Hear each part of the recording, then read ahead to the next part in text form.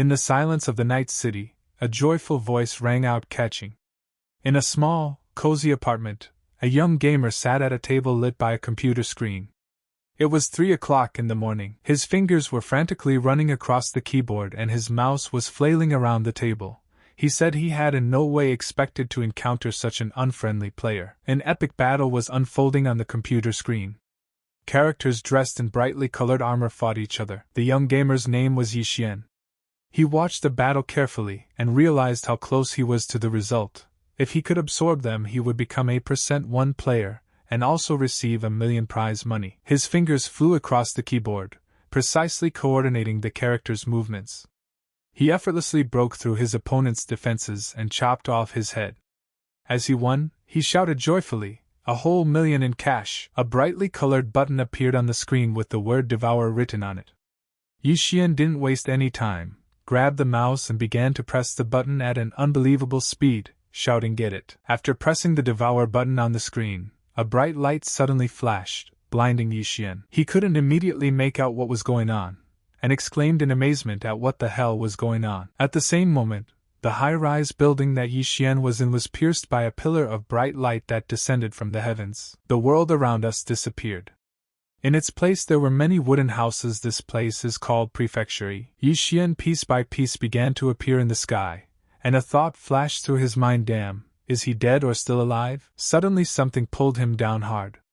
He couldn't resist and screamed in fright. Yixian fell down, finding himself on the cold, hard ground. He said with astonishment that it didn't hurt. At this moment, a person walked through him without paying attention to him.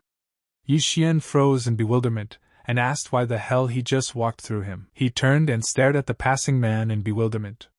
When he saw the familiar armor, he thought it was an assassin's suit. A confident voice came from Yixian's right, saying, "You guys have strong nerves for daring to come to the prefecture." Yixian felt uneasy for a moment, and a thought slipped into his mind that on second thought, he was probably talking about him. Sensing that something dangerous was going to happen, he became agitated and said it was very not good. The guy concentratedly formed a spell and told his opponents that they were unlucky to meet him. At this moment, Yixian noticed that he looked exactly like himself. One of the masked men stated that their behavior might make people angry. But in any case, they came here just for him. At this time, Yixian waved in front of the masked man's face, realizing that those must not be able to see him. The masked man said that he didn't expect to be trapped so easily.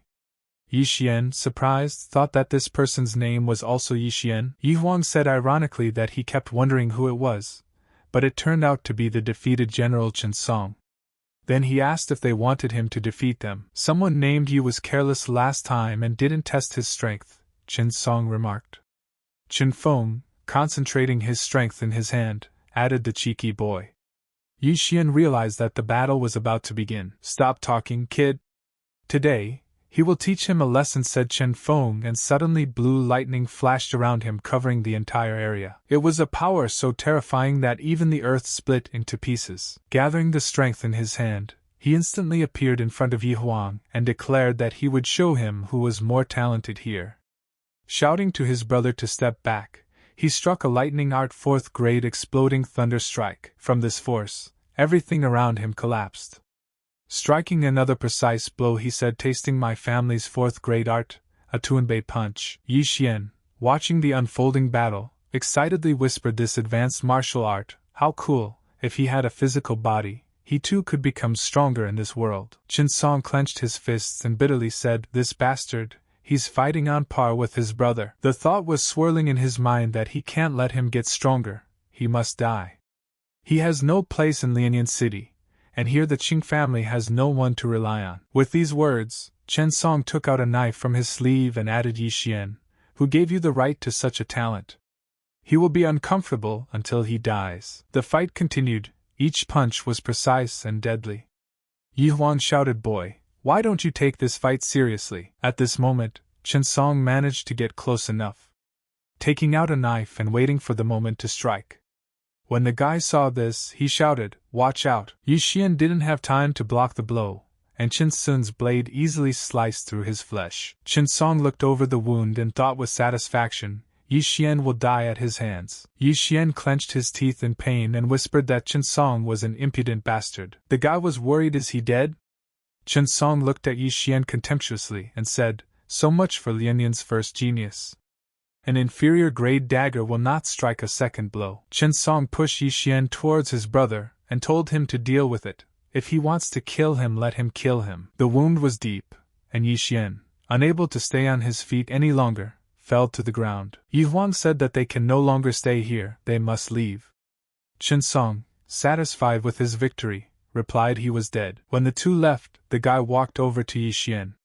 He looked at the lifeless face, and in his eyes flashed the disappointment. He thought he would be just like him when he died. He wondered if he was the only one who was so special. Did someone put him in this on purpose? Looking at the lifeless body, he noticed with disappointment that provoking those who had come for his life would be in the spirit of his character. If he had been, those two would be dead by now. But he was unlucky enough to die with his eyes open, and now he won't be able to leave in peace. Since they are so similar, he will close his eyes. Live your next life wisely, Yi Xian said while extending his hand. Reaching for the body, the guy noticed a bright glow spill around him, and he slowly began to fade away. The boy woke up to a soft voice calling out to the young master. He felt dizzy and wondered what the sound was. The guy opened his eyes with difficulty and saw the girl with tears in her eyes joyfully exclaiming the young lord was finally awake. The name Lure popped up in his subconscious. The guy stroked Lure's head and said he was fine.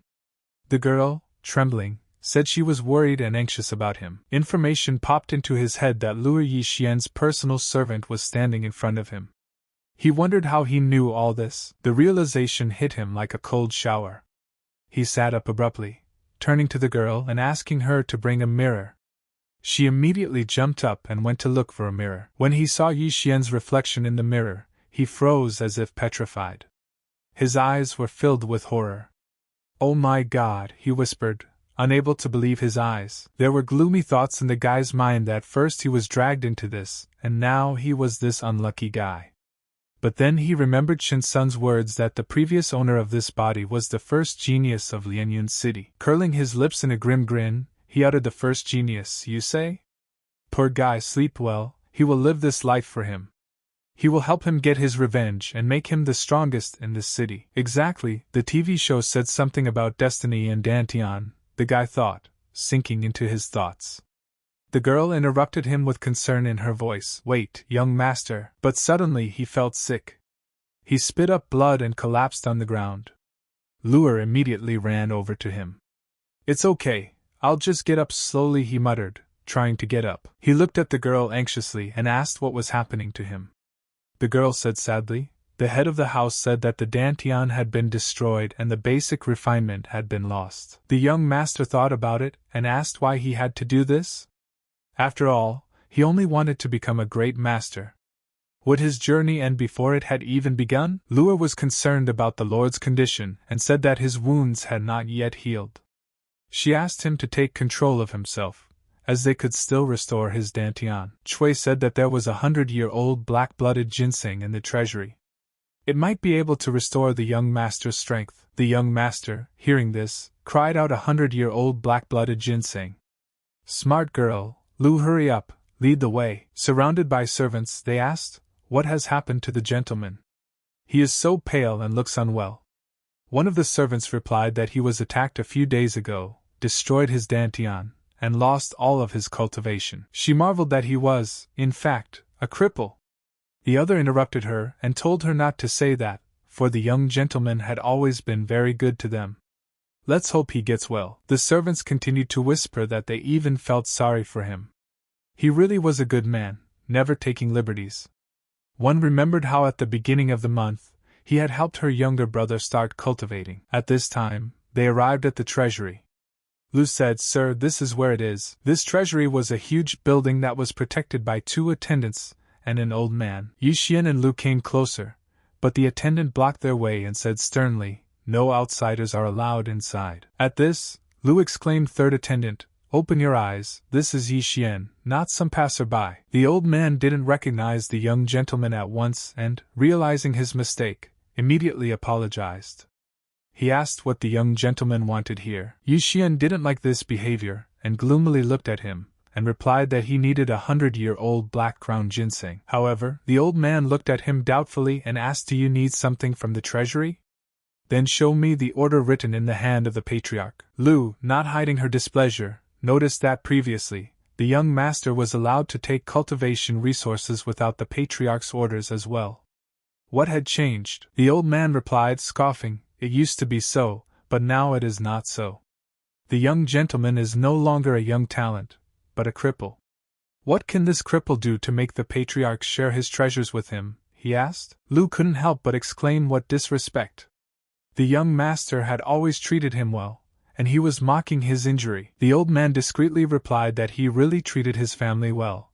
That was the only reason why he still called him young master. Any other man would have been taken away by the guards by now. The cultivation resources left in the treasury are needed by others. They can't waste them on a cripple. "Please understand this," the old man asked. He advised him not to waste any more time and said with a chuckle that he had heard from reliable sources that the clan head would send him to the province. "Prepare your sled in the summer to rule some village." The old man thought that in just one night the man had gone from being a young talent and the patriarch's favorite to an infirmity being brushed aside by some bureaucrat. It was too realistic. Yi Xian angrily said, "Forget Lu, talking won't achieve anything here." Lu said they shouldn't take his word for it, better to ask the patriarch personally. "What a stupid thing to say, he still didn't realize where he belonged," said the old man disgruntledly. At this moment, Chui came over to them, and with a worried face said, "Young master, the patriarch was looking for him, he is waiting for him in the hall." "Just in time to ask everything," rejoiced Lu. Yi Xian, sensing that something strange might happen, asked if Chui knew what he wanted from him. Chui replied with a sullen expression that it seems someone from the Lin family has arrived and they want to break the engagement. The engagement means he must now take matters into his own hands, thought Yi Xian. He realized the seriousness of the situation and resolutely declared that he would go there immediately. Lu exclaimed in bewilderment that they had initiated the wedding themselves a month ago, and now they decided to back out. What a mean thing to do! Yi Xian said that at least they wouldn't need to gather a delegation. "Be careful," shouted Chui to them. All the people were already assembled and were patiently waiting for the young master to appear. Yi Xian entered the hall where everyone was waiting for him. Uncle gave him a stern look and said, "Here you are." He got straight to the point, and said that he called him over because the Lin family wanted him and Lin Su to get married. Yi Xian interrupted him and said that he knows, they want to break the engagement. After all, he is now a cripple, deprived of a dantian, coldly said he. The aide shook his head and said it wasn't like that. After all, he was the one who had insisted on this wedding, and such a small thing wouldn't make him change his mind. The man interrupted him and said that one of the best followers of the Tianyuan sect had taken a liking to her and decided to take her as a disciple. That was why she had decided to break off the engagement for his sake. Yi Xian grimaced, not believing what he heard, and asked, "For my sake? I can't believe the Lin family came up with such a story to make fun of a cripple." The man smiled, but without mirth, and said how ungrateful young men sometimes are. Lin Xiu joined the sect and became the pride of their family.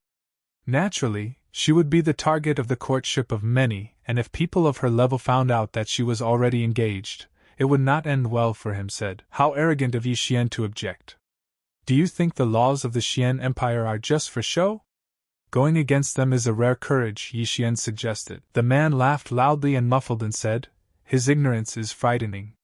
The boy just doesn't understand what the Tianyuan sect is capable of.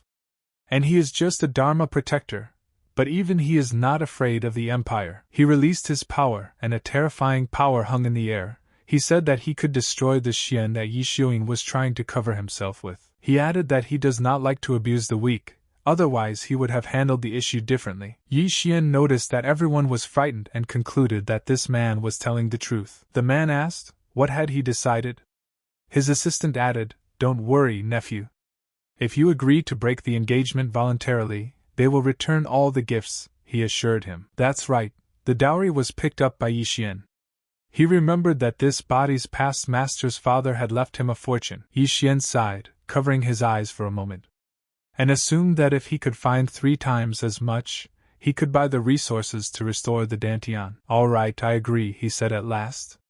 But with one condition, that if as a compensation he gets 3 times more than originally given, he added. Uncle was greatly surprised by this statement, and frowned and told Xian that it was unacceptable. Don't worry, Uncle, Yi Xian smiled softly. He has his own opinion on the matter, he added. Yi Xian began to manipulate, and said that Uncle Lin had proposed the engagement to him. And now he wants to break it off if he just accepts. How will people look at him? He'll be a laughingstock. Besides, the Tianyuan sect and the Lin family are honest sections. I think they don't want any bad rumors to spread, Yi Xian continued. The aide frowned, shook his head and said lousily. Knowing his rightness, Yi Xian continued that if people talked about this kind of bullying, cultivators would not like the Lin family's behavior and both of their families would suffer. Let's just have Uncle Lin return 3 times what he gave to his daughter, and he'll say that the engagement was broken off on his initiative because of the loss of cultivation and dantian. It's beneficial to everyone, he stated confidently. The assistant wanted to object, but when he heard the man laughing, he stopped talking. The man said he's an interesting guy. What a brazen blackmail. Well, he agrees, the man added. The aide became worried and nervously said, Mr. Yu, 3 million is a large sum. The Lin family won't be able to raise that much in no time. But the man didn't listen to him, and did his own thing. A cosmic glow appeared concentrated, and in the man's hand. He said they had nothing to worry about. A vial appeared in his hand and he said that there were 2 pills in this elixir, each worth 1.5 million. He abruptly moved his hand, and the vial of elixir landed in Yi Xian's open palm. The man said, hold it. Yi Xian couldn't believe his eyes just like that. If he knew the counter, he would have asked for 5 times as much. Lu, you have the prenuptial agreement, he asked, turning to her.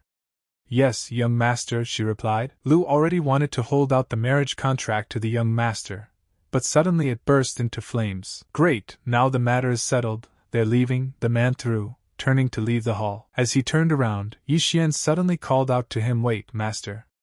I want to know the name. The man asked why he wanted his name. Are you planning revenge, he asked. Yi Xian thought that such a generous man couldn't be let go so easily.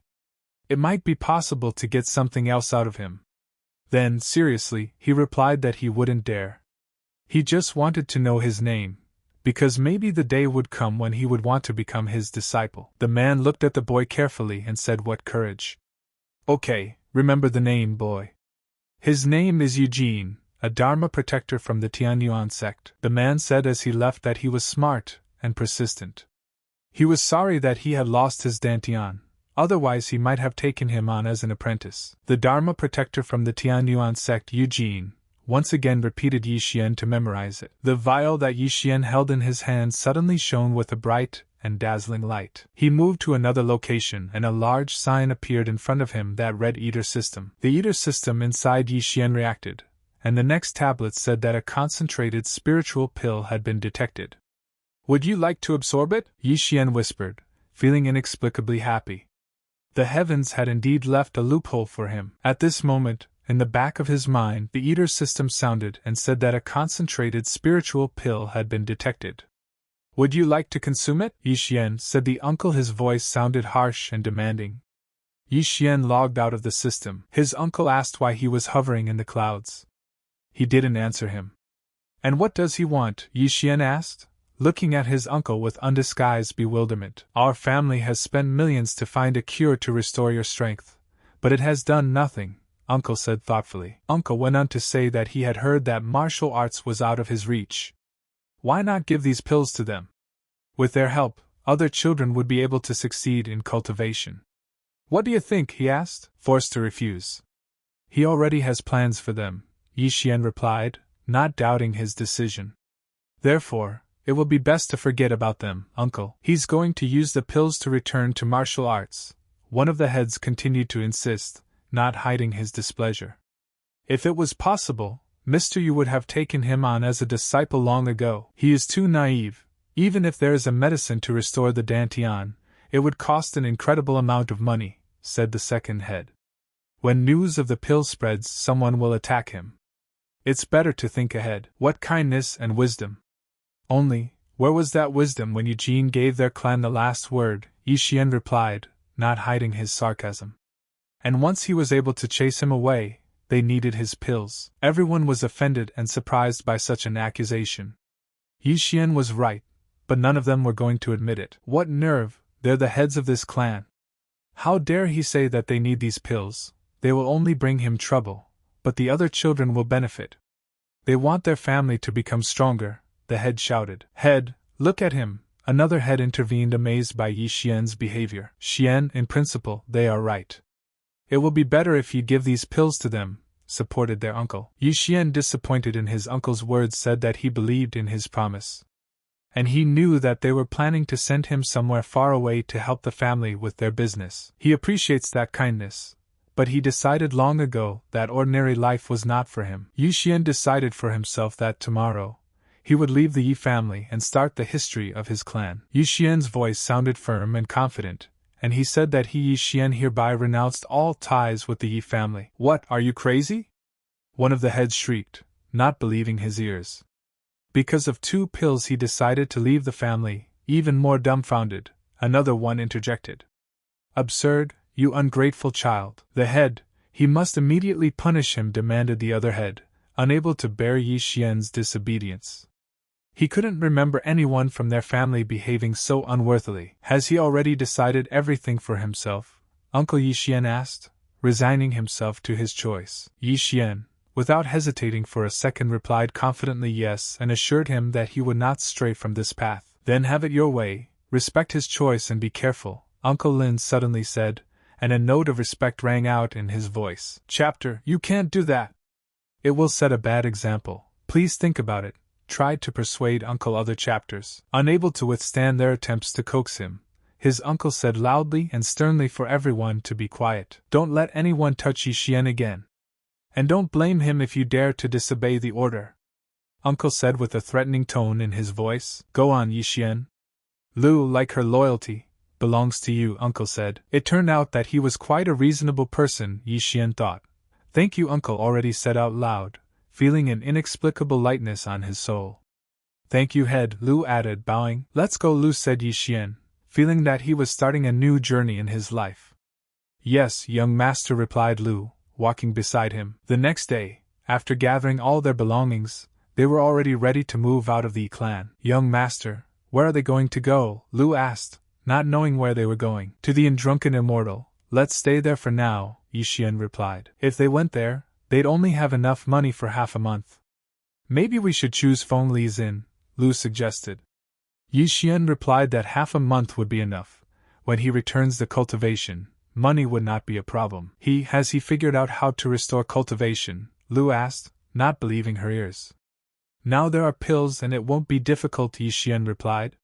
She was so happy to hear that, Lu exclaimed, and hope sparkled in her eyes. Soon, they had already reached the Drunken Immortal Inn and managed to check into their rooms. Young master rests for now, and she will go and get some food, said Lu, walking towards the exit of the room.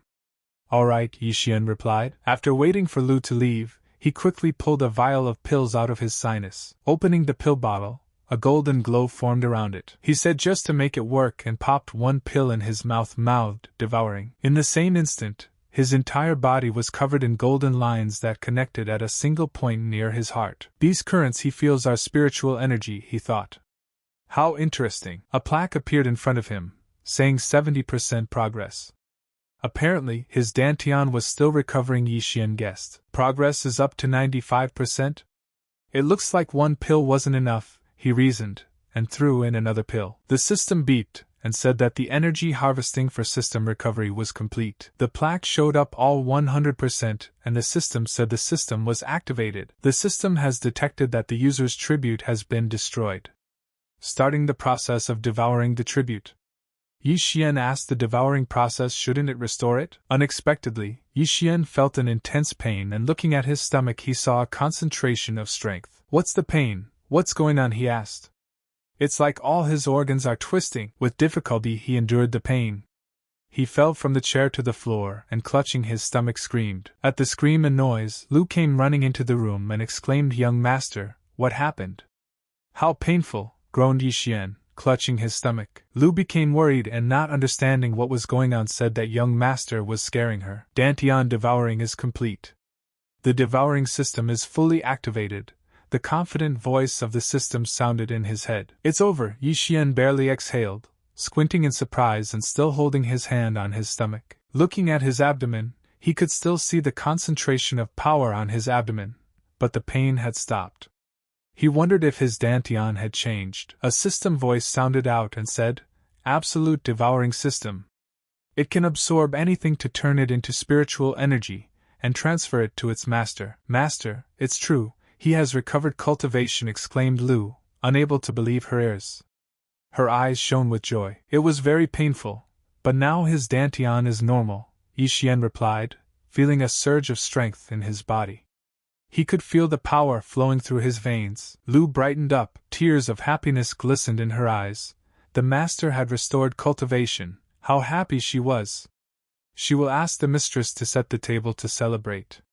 Yixian said fine, for he was very hungry. "Of course, right away, young master," Lu replied, happily running towards the exit of the room. He waited for Lu to leave and squeezed his hand, which concentrated tremendous power, and said, "Eater system." A table opened that said it could absorb anything to turn it into spiritual energy, and transfer it to the host, the system's voice said. "Absorbs anything and turns it into qi, so it needs to absorb something to turn matter into power," Yixian pondered.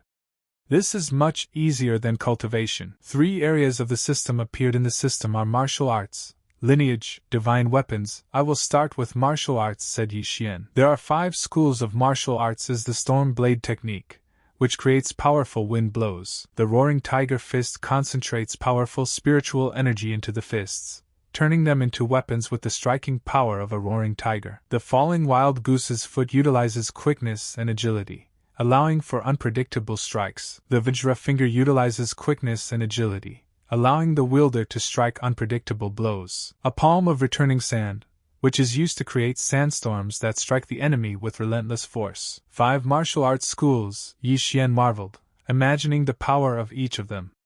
His mastery of martial arts had reached level 5, which meant he would be able to learn all the techniques, he assumed. Yixian thought for a long time about where to start exploring and chose the roaring tiger fist. A cross appeared on the plate and the system voice said, "Error. Not enough devourer points." "What points?" Yixian resented. "System, how do you earn devourer points?" he asked. "To earn them, you have to devour valuable items," the sign showed. Valuable items, he wondered. Looking around for an item of value, he noticed an antique patterned vase on the table. Yixian said that this porcelain vase looks quite expensive from his glance. He tried to say devour, but it showed an error. The system said devour failed, wrong pose. He should literally eat her, Yixian wondered, imagining this unusual action. "No way," he replied to himself, then decisively said, "Don't care. We live once, it's a shame of course, but he's the only one here." "Wow, it's shrinking," whispered Yixian as he watched the vase getting smaller and smaller. Yixian ate the vase and the system said that the ingested item has the quality of trash. 0 points were received. Yixian resentfully said that he had been promised energy for literally anything. "What kind of nonsense is this? To earn devourer points, you need to devour valuable items," the system said. Yixian hesitated and said, "Valuable, right? Probably talking about heavenly treasures or expensive cultivation items." Yixian said that if he wanted to gain points faster, he would have to go to the 18 mountains of Lianyan. Hopefully, everything will be fine. He was worried that the eating posture was too uncomfortable. Would he have to squirm during combat as well? The system said he could purchase a devouring arm that would absorb items, costing 3 experience. At this moment, loud voices came from behind the door. Opening the window, Yixian asked, "What's going on there, a fight?" "Shelma is definitely getting into a fight. Has she forgotten the place?" The other maid slapped Lu and said that she was a lowly maid from the Yi family. The master desires her. She should gladly do his will. Yixian, seeing this whole situation, was greatly worried about Lu and fell into anger. A sharp and hard voice sounded, "Look at her, the knave," began to accuse her. She would rip her face to shreds so that no such thoughts would even dare creep into that stupid head, she shrieked. One moment she is standing, the next a foot flies into her and knocks her down. "Young master," Lu whispered, looking at Yixian anxiously and worriedly. Yixian told Lu that she had nothing to worry about since he would always be by her side. "It's Yixian himself. The young talent of Lianyan City himself," shouted Chen Song, who had suddenly appeared. His angry voice rang out, So he's not dead yet? Yi Xian shuddered as he recognized the voice and said that it was one of those murderers. The Yi family is willing to spend a mountain of money to treat him. It's just a pity that he can't be helped anymore. He will still be a cripple, sarcastically said Chen Song. Yi Xian replied that Chen Song, that night, stabbed him in the back and today he is bullying Lu. He deserved to die. Chen Sun's loud and ringing laughter sounded out and asked, "Who's going to kill him? Is he a cripple?" After their battle, he had become a cripple. Better let him be happy that he's alive at all. Battles? Yi Xian asked, not believing his ears. Is this what he calls the night ambush when he and Chen Feng attacked him in the manor? Yi Xian angrily looked at him and said, "Chen Song will pay the price today." Chen Song replied, "Whatever you say." If he was so tired of living, without finishing the sentence, he flashed the blue lightning he had concentrated in his hand. Throwing himself at him, he continued that he would gladly give him peace. Yi Xian didn't even move, he just stood in place waiting, and when Chen Song approached, he stopped his punch with one hand. Chen Song was very surprised. Thunderfists, what a big name for such a technique, Yi Xian said. Yi Xian quickly took his hand and used his newly learned dragon counterattack technique. Chen Song was surprised that he knew the dragon counterattack and asked why his cultivation was still working. Chen Song felt a great pain and screamed, grabbing his hand, and said how painful it was. Yi Xian, looking at Chen Song who had fallen to the ground, said that he wanted to thank him, for without his help, he would not have been reborn. The Yi family brought shame on their head by spreading false news, Chen Song said, angrily looking up and down. Yi Xian, already losing his composure, asked if these words were the last, and warned him to prepare for death. Chen Song, unafraid of the threat, laughed, and admitted that he had a good catch on him. But would he have the courage to kill him? After his death, war will break out between the Yi clan and the Chen clan. And the Yi family is the weakest of the four great families. They won't survive it, he said confidently. No matter how close the Yi and Lin families are, will they stand up for him? Chen Song remarked, showing Yi Xian's weaknesses. If war breaks out between the families, they will not sit still. I wonder whose side they will take. Yi Xian pondered, thinking about it like this war would not benefit anyone. With a system and enough time, he would be able to destroy the Chen family on his own, but he would have to spare him. Chen Song waited for the moment when Yi Xian let his guard down, and without wasting any time, he immediately took out a poisoned blade and swung it at him with the words "relaxed." Yi Xian didn't even move from his seat. He was waiting for Chen Song to get close enough for him to snatch the blade from his hands. Chen Song looked at his broken fingers and was horrified. Yi Xian said that he was right, it was impossible to kill him, looked at him with anger, and told him that he would repay him in full for all he had done. After uttering the last word, he immediately attacked Chen Sun, not giving him a second to react. Yi Xian moved with the speed of the wind, his body filled with the power of his recovered cultivation. Before Chen Song could even recover from the pain, he was already at the center of a storm of blows. He tried to fight back, but Yi Xian's attacks were too fast and powerful. He knocked him to the ground and told him he wouldn't fall for the same trick twice. Yi Xian sat down next to Lu and asked if she was okay. Lu tried to hide her pain and said that she was just a little sore. Mr. Yi Xian really was able to recover cultivation.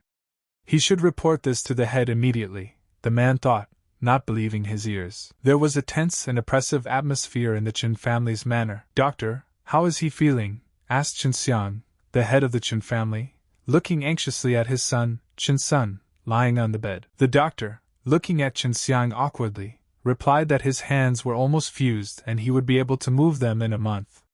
But he would no longer be able to enter the martial arts. Chen Xiang, not believing his ears, shrieked in meaning, "Closed. It turns out he is now a cripple?" Seeing the anger and despair in Chen Xiang's eyes, he explained that not only his arm meridians also did not recover completely.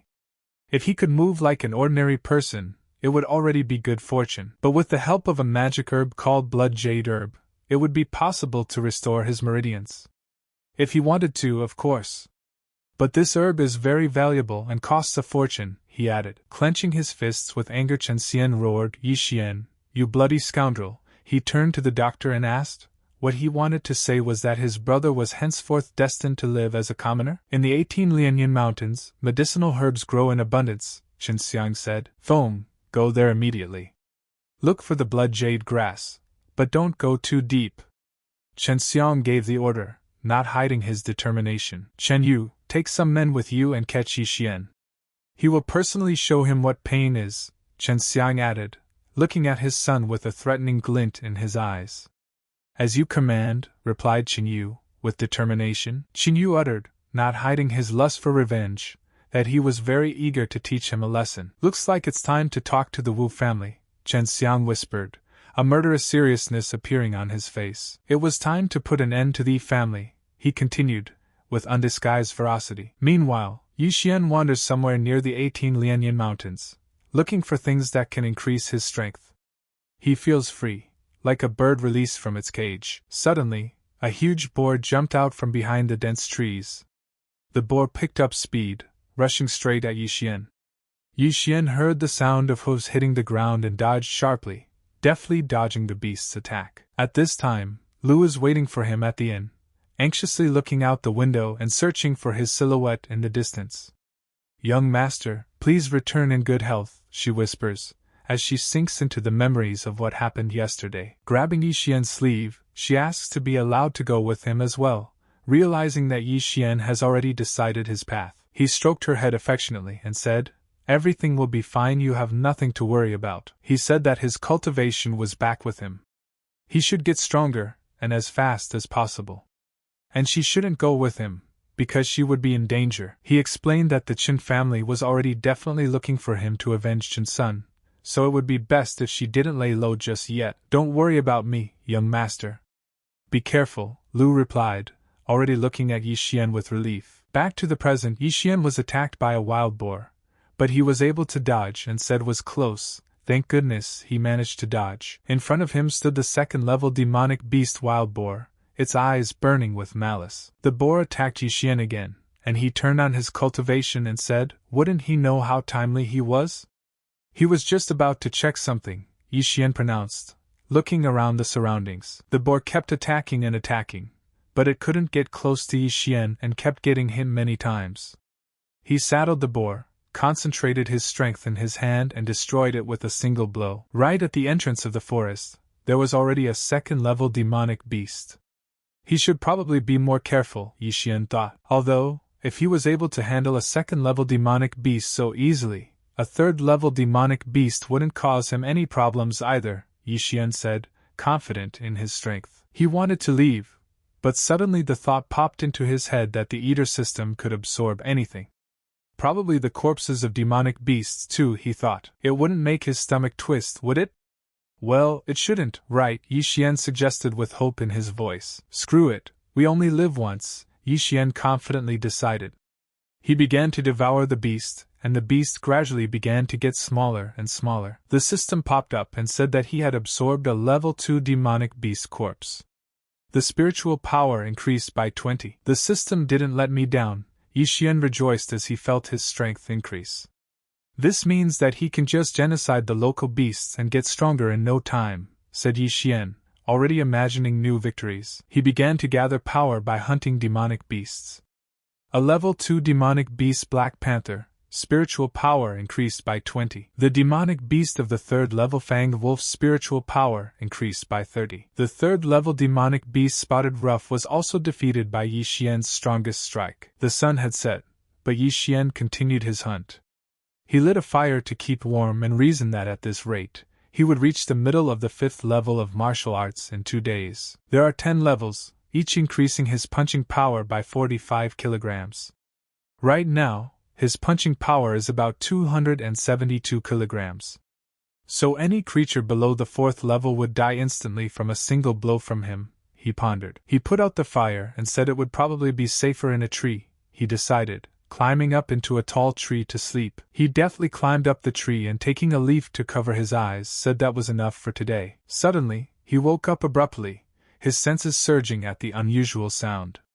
Uninvited guests, he whispered, listening intently to the sounds coming from under the tree. Yi Xian, who was perched on a tree branch, suddenly sensed a movement in the depths of the forest. Something was moving towards him, he whispered, gazing intensely into the darkness. In the moonlight, he discerned the silhouette of a huge snake.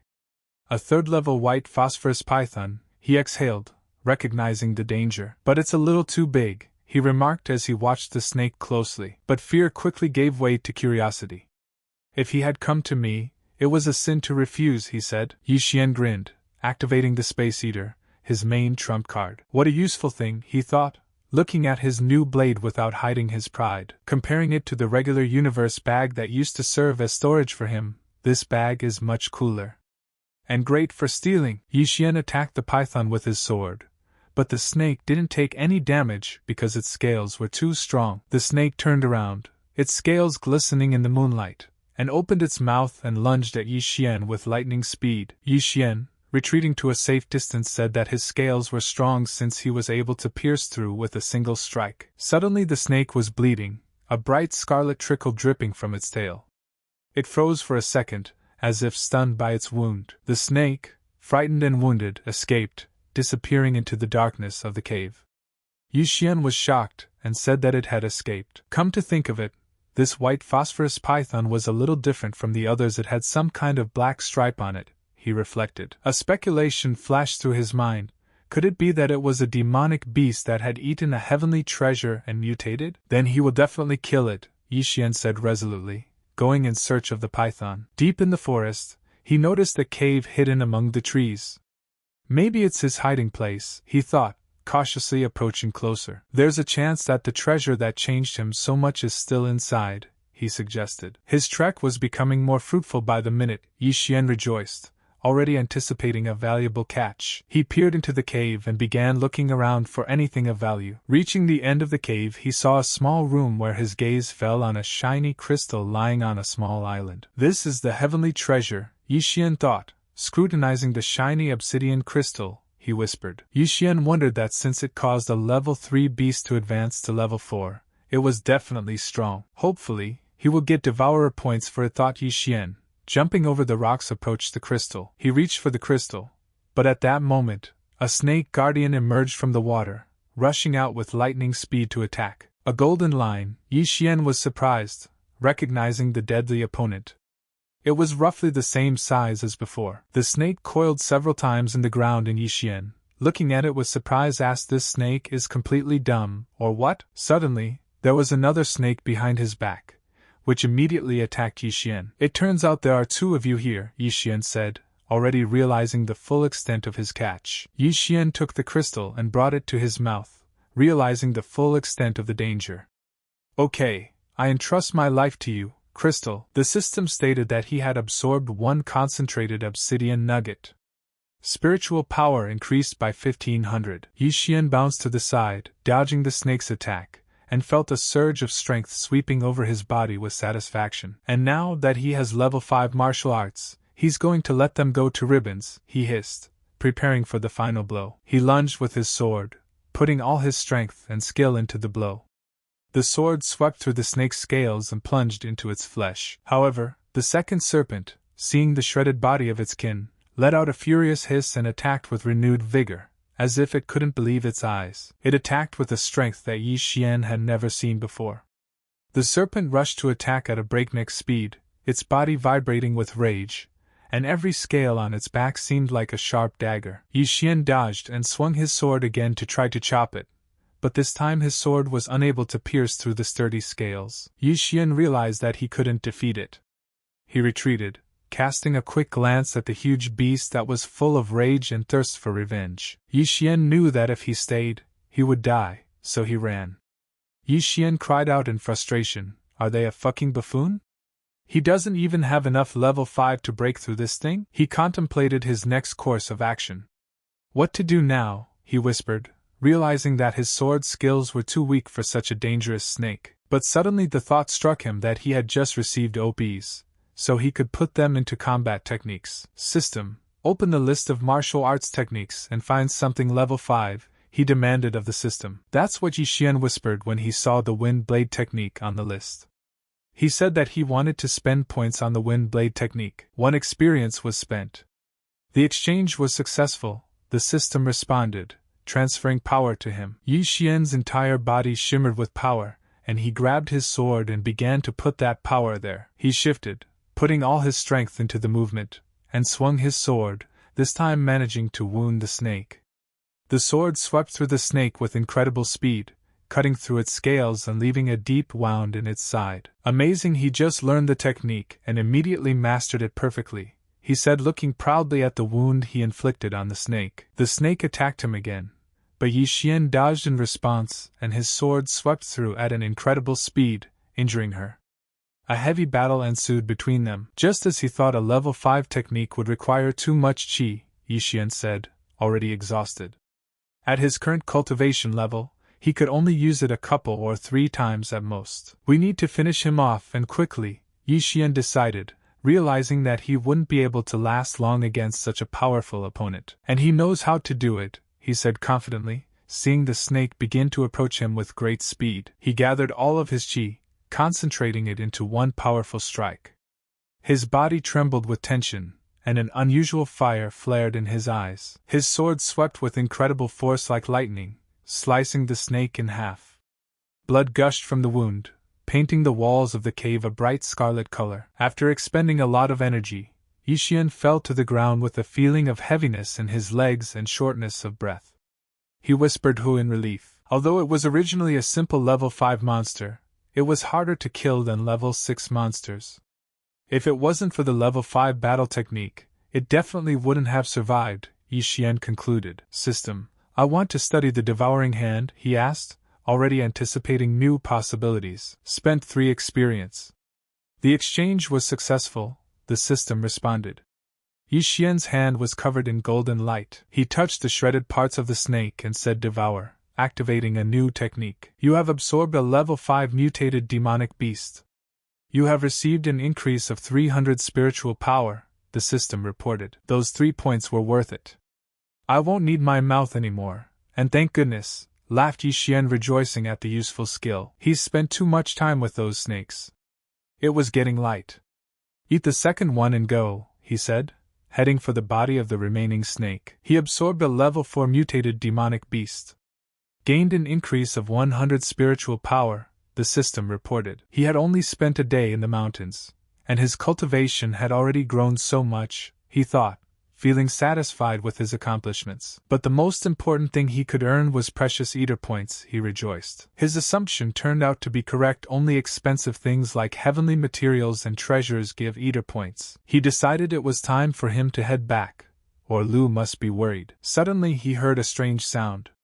He drew his sword and began to listen. At this moment, a leopard rushed past him with great speed, like an arrow shot from a bow. Was it just him, or were there crystals hanging around the neck of this wind-chasing level 4 leopard?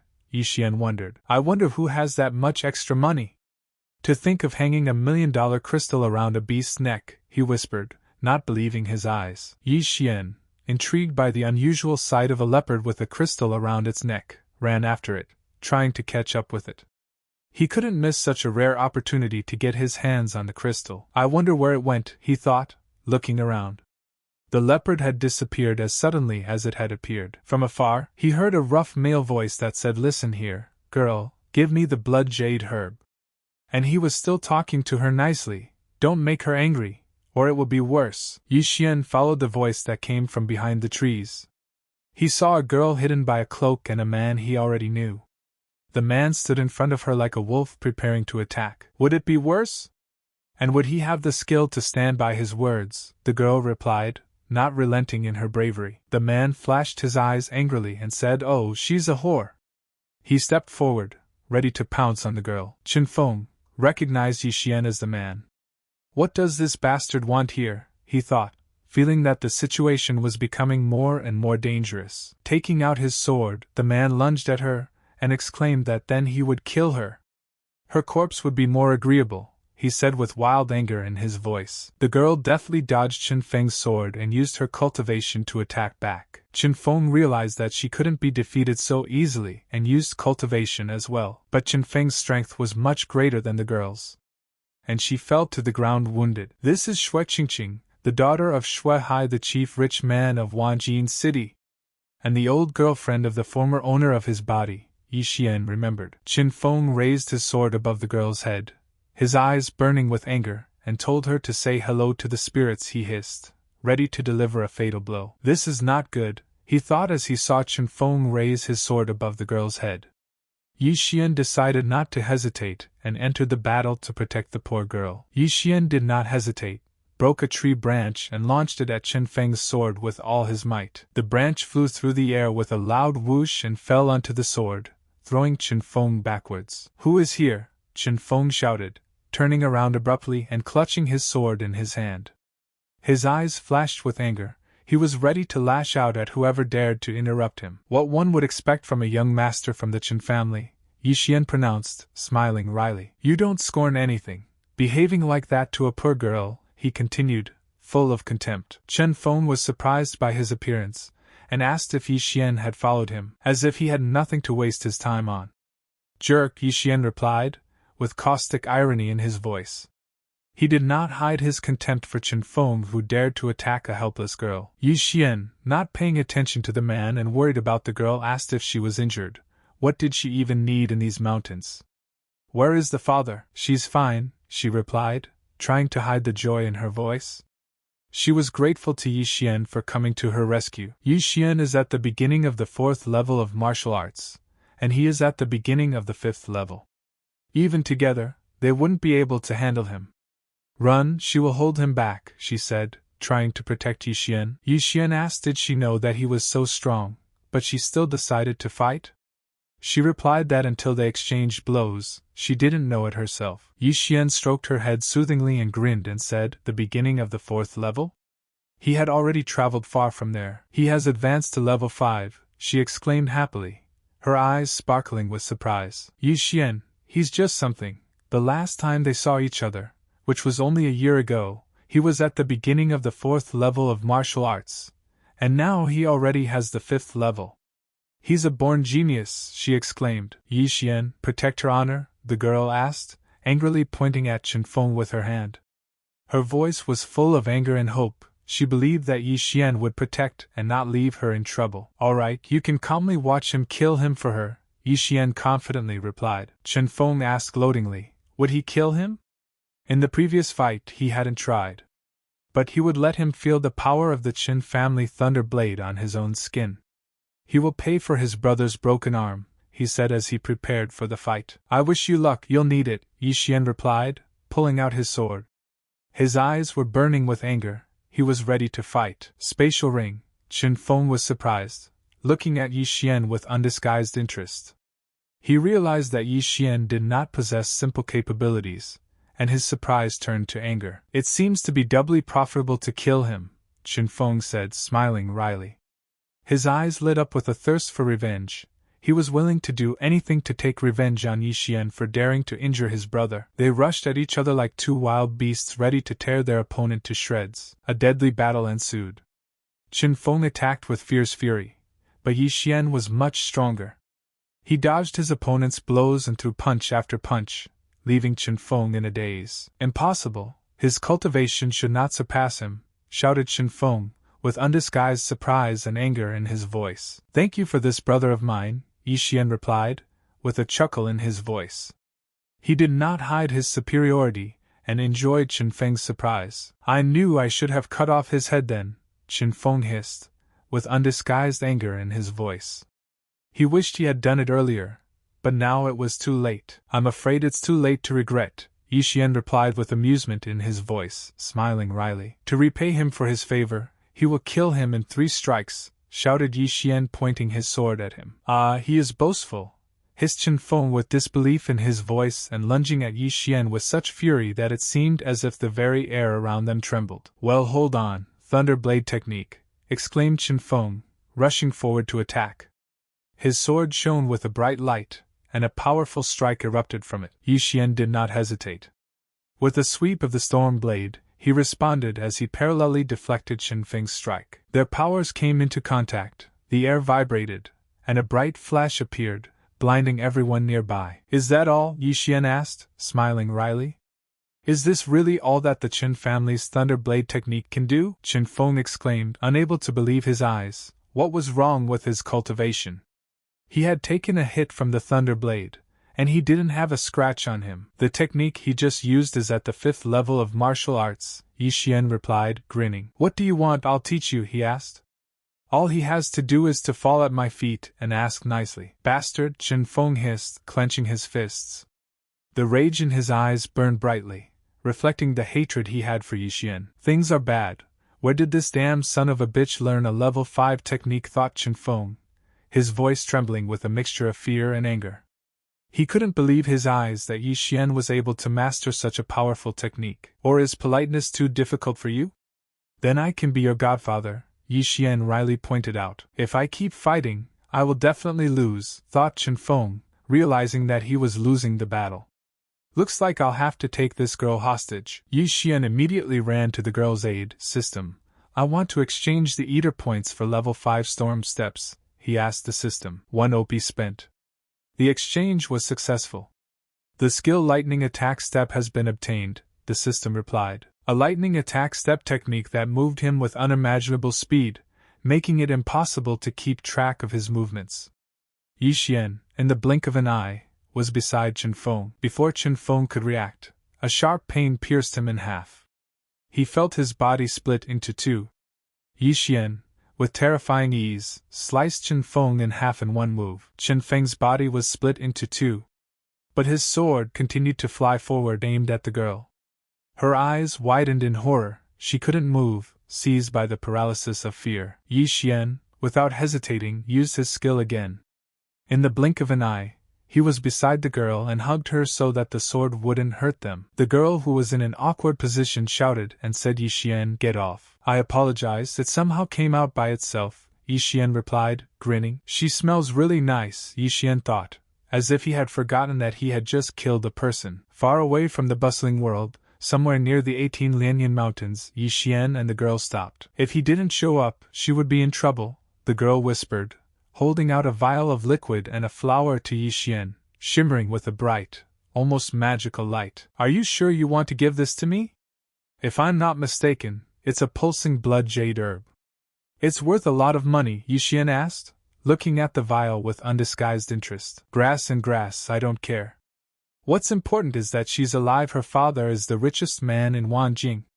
They have plenty of grass, the girl said, looking at Yi Xian with a slight smile. Well, since that's the case, thank you, Yi Xian thanked, taking the vial and slipping it into his groove. By the way, he never heard what she needed in the 18 Lianyan Mountains, Yi Xian inquired. She wanted to go to the Lian sect, but her father strictly forbade it, so she decided to sneak in.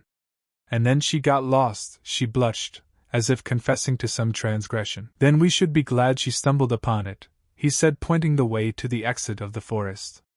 First, let's go back to Lianyan. He and Lu haven't seen each other for a year. He'll buy us a nice dinner. Wonderful, she was so hungry. I want fried lotus seeds with fish, the girl said and glowed with joy, barely containing her appetite. They had already come out of the forest, and a man came up to Yi Xian in a hurry, trying to catch up with him, and shouted, Young master, he had finally found him. Hurry up, let's go to Yi Manor. Someone beat up little Lu. What? Who had the nerve to do that? Yi Xian hissed, his eyes glittering with anger. Someone from the Chen family, replied the man angrily. Qin Yu took some men and went to look for him. After learning that he was gone, he snapped at Lu. When the news that he had maimed Qin's son reached the Yi family, the head immediately sent an ambassador who found Lu. But it was too late. Too late. What's wrong with her? Asked Yi Xian, grabbing the man's shoulders. He felt a sharp pain and worry for Lu pierce through his body. The doctor said that her internal organs were destroyed by the flow of evil spiritual energy. I'm afraid little Lu won't live to see tomorrow, the man replied, losing all hope. Yi Xian clenched his fists, unable to believe his ears. Damn, how dare they attack an ordinary person? He ran and rage boiled within him. He had underestimated the anger of the inhabitants of this world, he whispered, sorrow in his voice. His thoughts were occupied with only one thing, saving Lu. Already in the inner courtyard of Yi Manor, the maid was taking care of Lu by taking a cloth and putting it on her forehead. You can be free to go, Yi Xian said to the maid. The maid lowered her head and said, Yes, sir. Yi Xian sighed and turned to Lu. The girl was in great agony, feeling unbearable pain, and was covered in spots. System, exchange eater points for dew picked from 100 flowers, he commanded his system. I am exchanging 1 experience for the dew collected from 100 flowers, the system replied. The exchange was successful. Yi Xian's head said. He lifted Lu and brought the vial to her lips, looking hopefully at her pale face. "Do gathered from hundreds of flowers, a potion capable of neutralizing poisons and other injuries. It also works as an analgesic and speeds up recovery. The best means of treating wounds," informed the system about the potion. After Lu drank the potion, her condition improved noticeably. The pallor began to fade from her face, and her breathing became more even. It was lucky that he had scored points when he was in the Lianyan Mountains.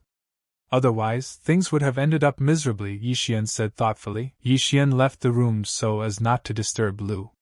When he came out, he saw his uncle and the heads. Uncle looked anxiously at Yi Xian, concern reflected in his eyes, and asked, "How is Lu doing? Is she feeling better?" Yi Xian, relieved, replied that he had given her the legendary potion he had earned in the 18 mountains of Lianyan. After a good night's sleep, she would be healthy, he assured his uncle. Uncle was relieved and said that he was glad to hear that. Seeing that he had not just regained his cultivation, but had become much stronger, Yi Xian's uncle was amazed at how quickly his grandson had progressed in his practice. Yes, after practicing for a long time and overcoming many dangers in the 18 Lianyan mountains, he had finally reached the middle of the 5th cultivation level, he said proudly. "It seems that something very good happened to you in the 18 Lianyan mountains," the uncle said, and smiled. He couldn't help but feel happy for his grandson, who had made a huge leap in his development in a few months. If he hadn't tried to pressure him, he wouldn't have left the Yi manor. Then Lu would have been fine, one of the heads said. He realized that his harshness towards Xian had led to such consequences. It is their fault. Xian, hopefully he would let the past stay in the past and return to the Yi manor, said hopefully uncle. He was ready to admit his mistakes and apologize to Yi Xian. Yi Xian replied with a smile, saying that he didn't think to blame them for what had happened. They were only worried about the well-being of the Yi family. He thought that his intemperance was to blame for the way things had turned out. He needs a lot of resources to activate the system. He was able to raise the level of 18 Lianyan mountains, but that doesn't compare to supporting an entire clan, he thought. The blood of the Yi family flows in him, and he will be a part of it until the day he dies, Xian said firmly. Since they admitted that they were wrong, he will go out of his way to help them, Yi Xian thought, and smiled without hiding his joy. One of the heads said, "That's good." He said Xian was a very intelligent young man. There was no way he would make a scandal, except that he has 2 conditions. Yi Xian said these words with cold certainty. If he agreed to return to the clan, he would do anything, the uncle said, promising his grandson anything to get him back. He wants there to be no trace left of the Qin clan. Yi Xian uttered these words with such hatred that uncle felt a chilly wind blowing from the depths of his soul. If we declare war on them, the Wu family will definitely take some action, one of the heads began, his voice trembling with worry. He realized that a war with a powerful clan would inevitably cause a reaction from the other clans. Xian interrupted him, looking straight into his eyes, and proudly said, he had already killed the eldest son of the Qin family. His body lies in the Lianyan mountains. These words sounded like a sentence, cold and irrevocable. Looks like there's no escaping the war, sighed my uncle, realizing the gravity of the situation. But they still need a plan. There are too many ears here. Let's go to the main hall and discuss it quietly there, my uncle suggested. The head and Xian, all of them headed to the main hall together. The atmosphere was tense, each of them realizing the importance of the upcoming decisions. Once inside, everyone took their seats.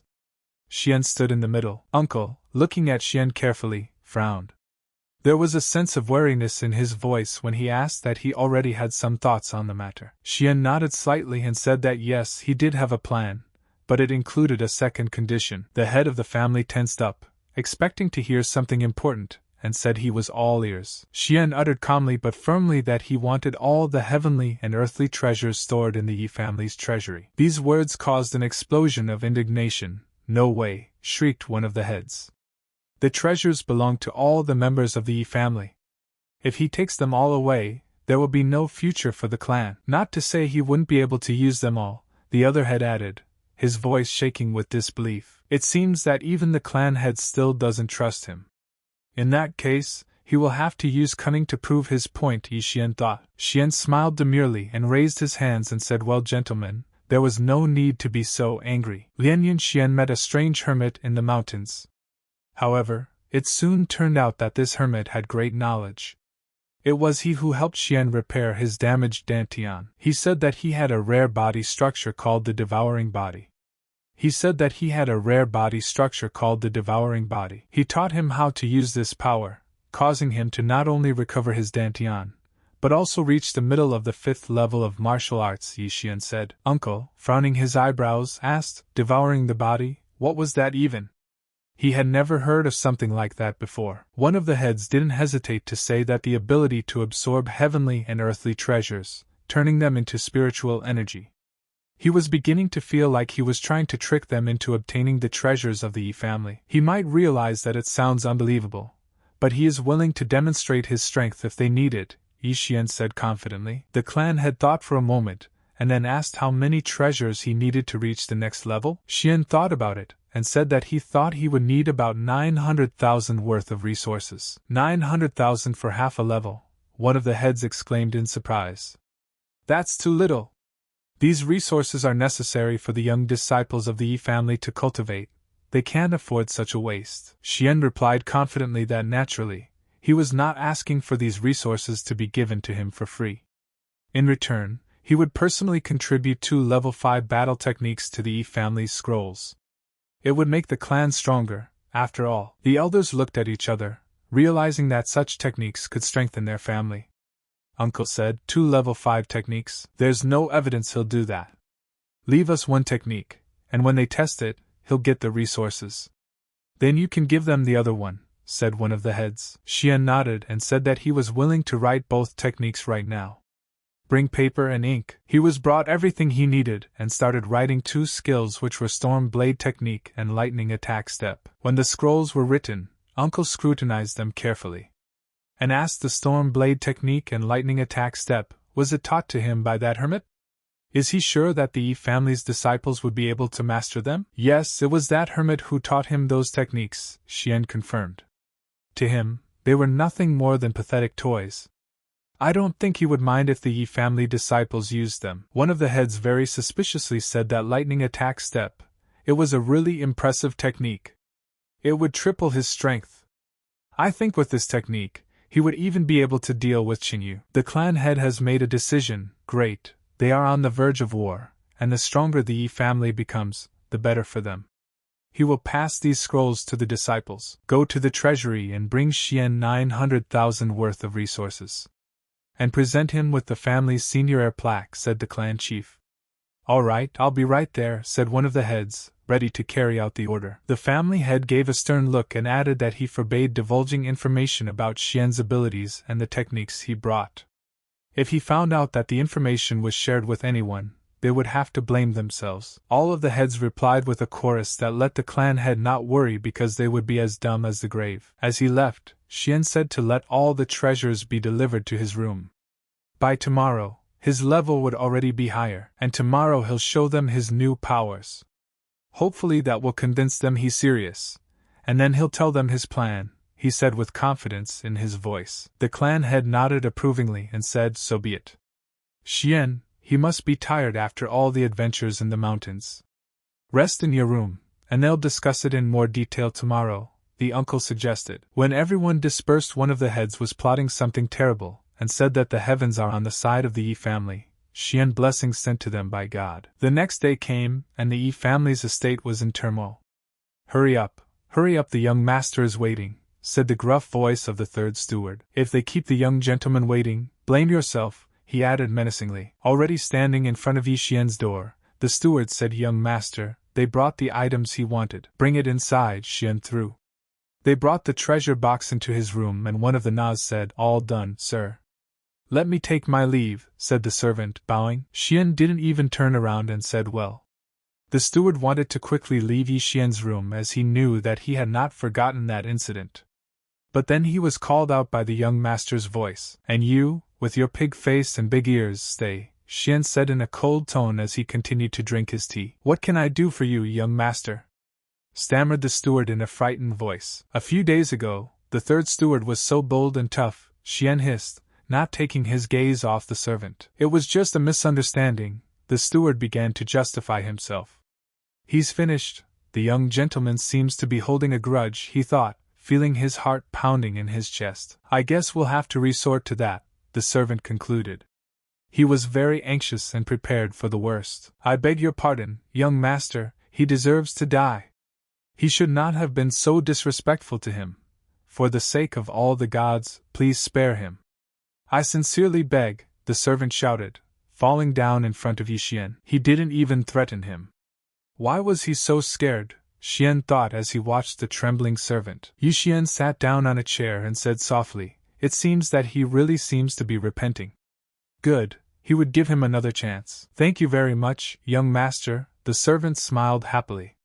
What can I do for you? He asked with a sigh of relief. Yixien stood up and walked over to the servant leisurely, said that he wanted him to find out everything he could about Chen's son. Xian finished, a sinister glint appearing in his eyes. About Chen's son? The servant asked, perplexed. The expression on his face scares the hell out of him, the servant thought. Nothing complicated. The son of his aunt's niece works under the Chen family. He will ask him to help, Stuart said cheerfully. Yixien approved of this, and said that he didn't care exactly how he would do it. Just let him keep it in mind the residents must not find out about it. Don't worry, young master. He's as dumb as the grave, the steward said with confidence in his voice. If you do well, you will be treated properly, Xian threw to the servant who was already leaving. Of course, of course. Let me take my leave, the servant muttered, hurrying out of the room. Yixien opened the long-awaited treasure chest, and upon opening it, he saw a huge amount of valuable items to devour. Awesome, now he can level up, Xian laughed as he looked at the treasures. He touched the treasure and activating his absorption skill said devouring. The devouring was successful. He had reached the beginning of martial arts level 6, the system reported. Each level increase brought Xian a significant increase in strength. He could feel his body and spiritual power soaring to new heights. If he were to meet Chinfeng now, he would kill him with a single blow, Xian said proudly, not hiding his delight. A little while later, all the elders, the clan head, and Yixien gathered at the monument. There are 10 levels of martial arts. This monument is designed for the 6th level. If Xian smashed it with a single blow without using techniques, it would mean that he had reached the 6th level, remarked the head of the Yi family. Yixien concentrated incredible strength in his hand and was able to smash the monument with ease. Everyone was dumbfounded. He had actually reached the 6th level of martial arts, the clan head whispered, looking at Xian with admiration. Amazing, one of the chapters said. He's 15 years old, and he's already reached level 6. Even the Cut Cloud sect would call him a genius. They would definitely help him with cultivation, said another without hiding his surprise. Normal people would have to labor for months and years to get from one stage of a level to the next. And to think you passed half of the level overnight. Well done, the head of the Yi family laughed happily. Well, it's not worth praising, Xian replied, embarrassed. If he had known that it took him about 5 minutes, his jaw would have dropped. Xian grinned at the thought. Right, Xian, what was your plan? Suddenly asked the head of the Yi family. It's as simple as that. For resources, he will teach them the techniques. It will make the family much stronger in terms of combat. Xian didn't hesitate to reply. With the resources, he will become even stronger, and after that, he will be able to destroy the Chen family in the coming war, Xian added with a fierce gleam in his eyes. Xian, it's not a bad idea, but I'm afraid their remaining resources won't be enough to bring him to the 7th level, said one of the Yi family heads doubtfully. Yixien suggested with a sly smile that it didn't matter because they could sell the martial techniques to the Lin family and buy a bunch of cultivation materials with the money. That sounds good and very reasonable. That's what we'll do, agreed family head Yi. Good, he'll write down the techniques, replied Xian. The next day, Yixien once again started composing techniques. All of the heads gathered around him. System, I want to acquire the techniques of level 5 Storm Bow, Bolt Power, Demon Bear Paw, 5 Lightning Strikes, Meteor Sword Technique and Tiger's Growl, Xian commanded, filling his body with energy. The exchange was successful. 9 Eater points spent, the system immediately responded and began giving him the power of these techniques. He recorded a multitude of techniques, each of which had unique properties and concealed a power that could crush any opponent. This level 5 technique, Tiger's Growl, will cost at least 500,000, muttered one of the heads, looking at the description of the new technique with surprise. With these techniques, they will be able to deal with the Chen family, the clan head said confidently, looking at the techniques with admiration. Xian, please wait a moment. He will personally check the remaining resources in the treasury and send all of them to him, assured one of the heads. Counting on you, gentlemen, Xian said, looking at the head of the Yi family and his companions with confidence. Yi Xian headed to the backyard of Yi Manor, where Lu was resting in a quiet room. Walking into the room, he saw Lu sitting on the bed, and in a concerned and caring voice he said, "Why is she up?"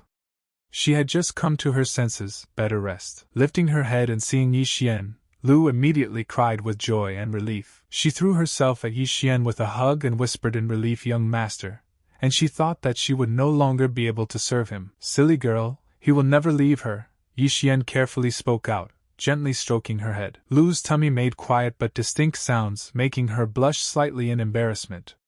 She hastily covered her stomach with her hand and looked at Yi Xian, smiling guiltily. She must have gotten hungry in these 2 days. "He will bring her something to eat," Yi Xian said, noticing her embarrassment and wanting to show concern. Sister Qingqing had already left to get food. "Young master, will you stay with me for just a little while?" Lu asked quietly, her voice sounding soft, with a slight pleading in her eyes. Xian was perplexed and asked, "Where did she go?" "They had enough food as it was." Lu replied that she said she knew of a restaurant that served food that accelerated recovery. Xian mouthed foolishly with a smile, "She just wants something tasty." "You could have said it straightforwardly." "Young master, a letter has come for him." A servant knocked on the door and said, "It's for him personally." "Come in," Yi Xian allowed, frowning his eyebrows slightly, preparing for more news. He took out a letter that said that if Yi Xian wanted to save this girl, then let him come to the forest that was located 5 kilometers north of Lianyan. If they see that he is not alone, they will chop off the girl's hands. "Who delivered this letter?" Xian asked the servant. A fire lit up in his eyes, reflecting his inner tension and readiness for action. "The man just threw it and ran away," the servant replied, visibly nervous under Yi Xian's gaze. "Understood, dismissed," said Xian. "Yes, sir," muttered the servant, hurriedly leaving the room. "Master, what's wrong?" Lu asked anxiously, noticing the change in Yi Xian's facial expression. "That fool Qingqing forgot to take the money and asked him to help her out. Lu, you need to rest."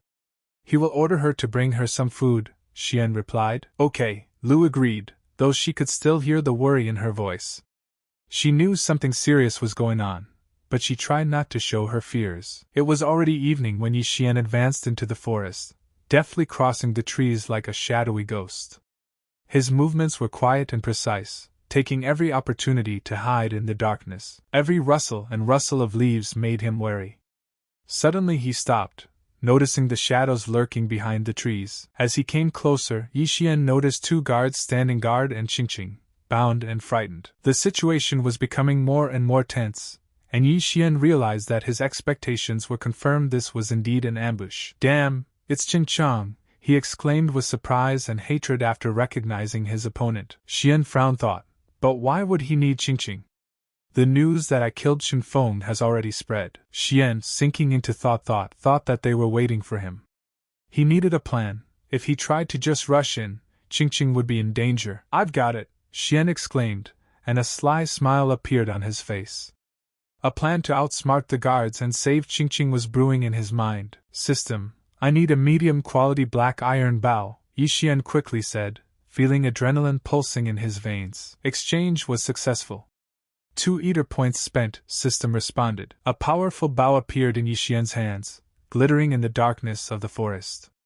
Now armed with his new weapon, he felt much more confident. Taking his bow, he drew the bowstring in preparation for his next action and took aim at the nearest guards with cold blood. The arrow whizzed through the air, piercing the heads of 2 guards.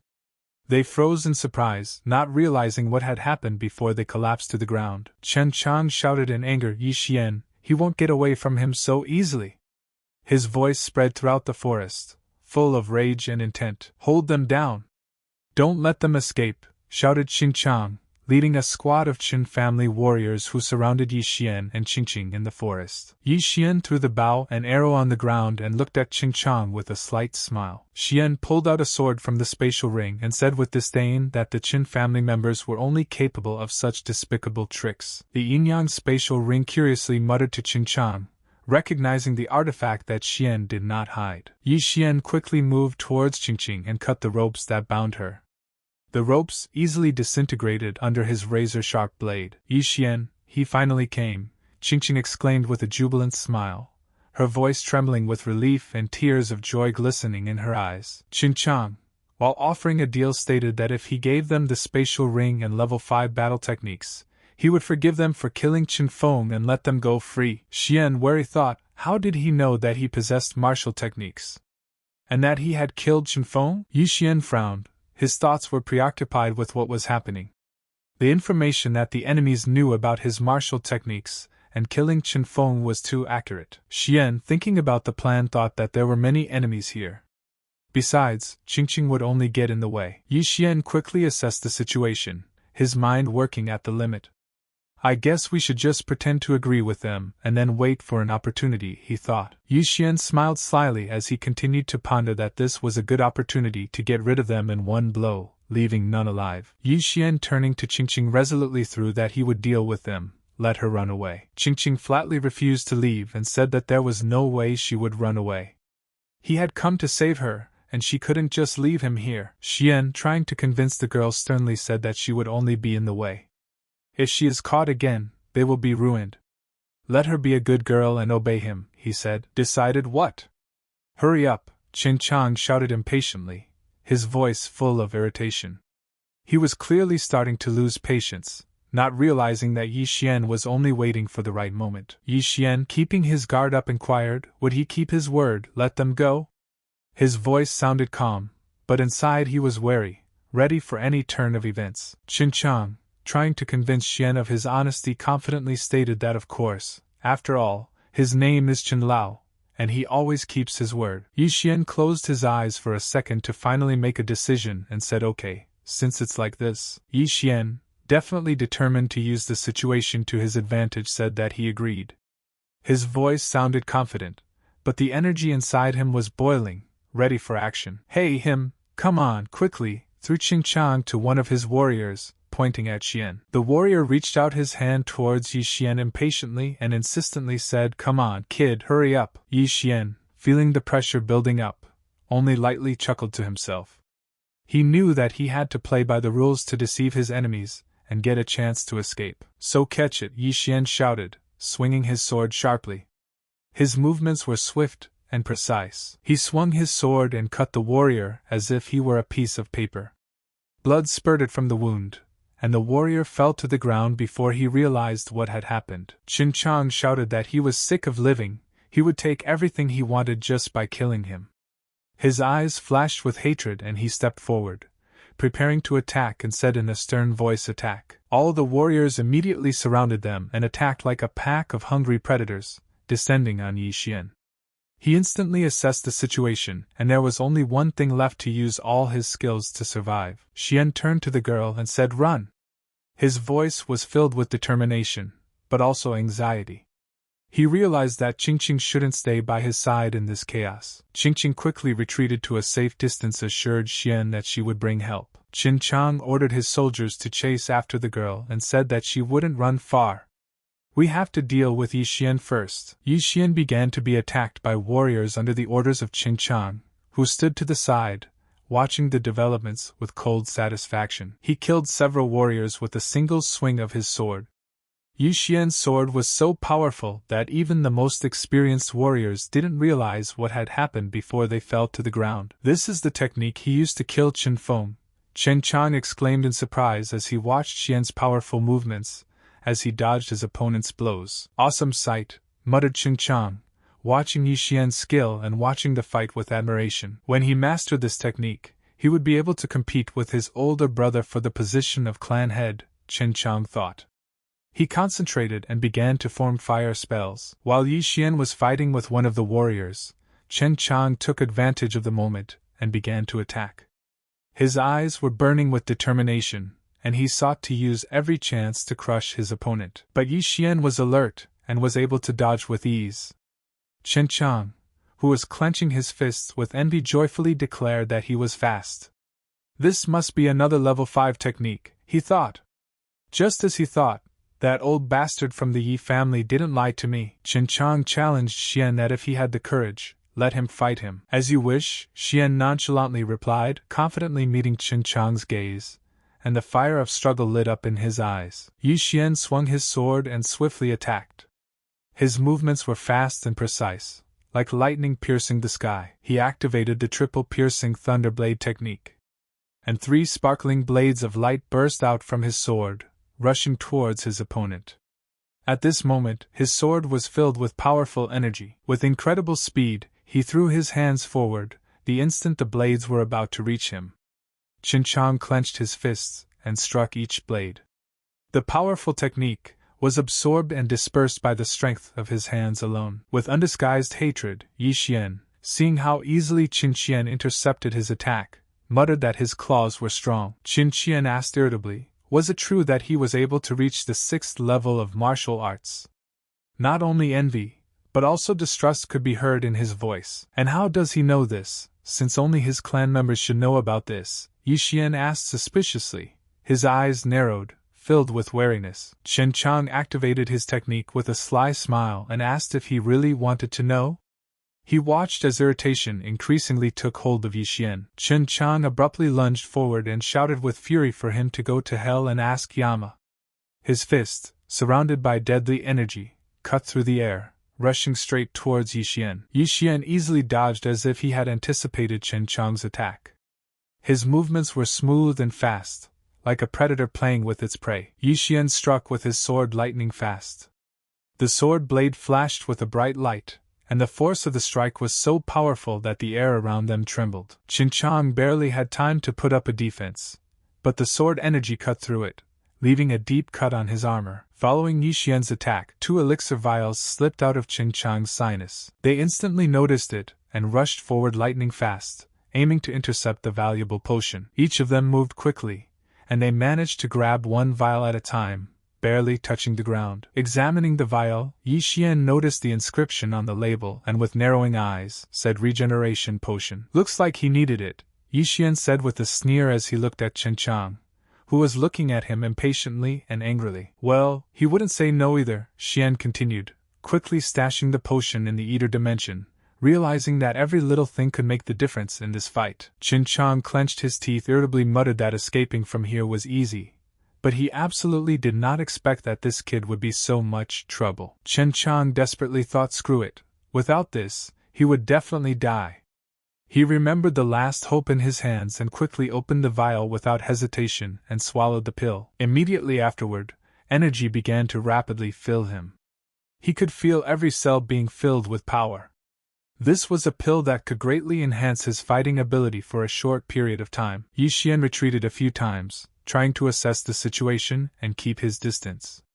He knew that Chen Chang, who had just taken the pill, was now much stronger than before. Explosive chi pill, Yi Xian exclaimed loudly and hatefully, his eyes flashing with anger. He realized that this pill was giving Chen Chang a temporary but significant increase in strength, and it was too dangerous. Chen Chang exclaimed with confidence and pride, she is the very one. The energy of the explosion chi pill boiled inside him, and he could feel his strength increasing. The chi blast pill temporarily makes a person a whole level stronger. In rare cases, as much as 2, Chen Chang said proudly, his eyes sparkling with excitement and confidence. Chen Chang exclaimed that the heavens themselves were on his side. His strength was now akin to a 7th-level martial artist. His voice sounded as if he had already tasted victory. Chen Chang, with a determined face, began to advance. He shouted that it was his time to die. With incredible speed he began to approach. His movements were full of strength and determination. Yi Xian immediately drew his sword. His movements were swift and confident. He felt the cold steel in his hands fill him with energy. Yi Xian swung his sword with confidence and precision, and the tip of his sword collided with Chen Chang's body. In the blink of an eye, the sword cut through the air and pierced the opponent, cutting him in half. But it turned out to be his double. Suddenly, he felt a cold wind blowing across his back and instantly turned around. Chen Chang, with a piercing gaze, appeared behind him, ready to attack. Yi Xian hurriedly turned around to face Chen Chang, his sword already ready to attack. He concentrated, feeling the adrenaline surging in his veins, and the moment Chen Chang struck, Qin Qian used his technique to grab Yi Xian's sword with his bare, fire-covered hands. Bright flames burst out from his palms, creating an aura of danger around him. Qin Qian broke Yi Xian's sword, and with fury in his eyes he delivered a crushing blow to his chest. And with hatred he told him to die. Yi Xian clenched his teeth and a stream of blood came out of his mouth. He felt pain surging through his body. After this strike, Yi Xian was swiftly thrown back by the force of Qin Qian's powerful attack. However, while still in the air, he pulled out a powerful weapon, a bow made of black iron, from the spatial ring. Concentrating his strength, he drew the bowstring and unleashed a powerful attack of 5-star spheres. Chen Chang, with rage sparkling in his eyes, shouted at him to give him the spatial ring and he would grant him a quick death.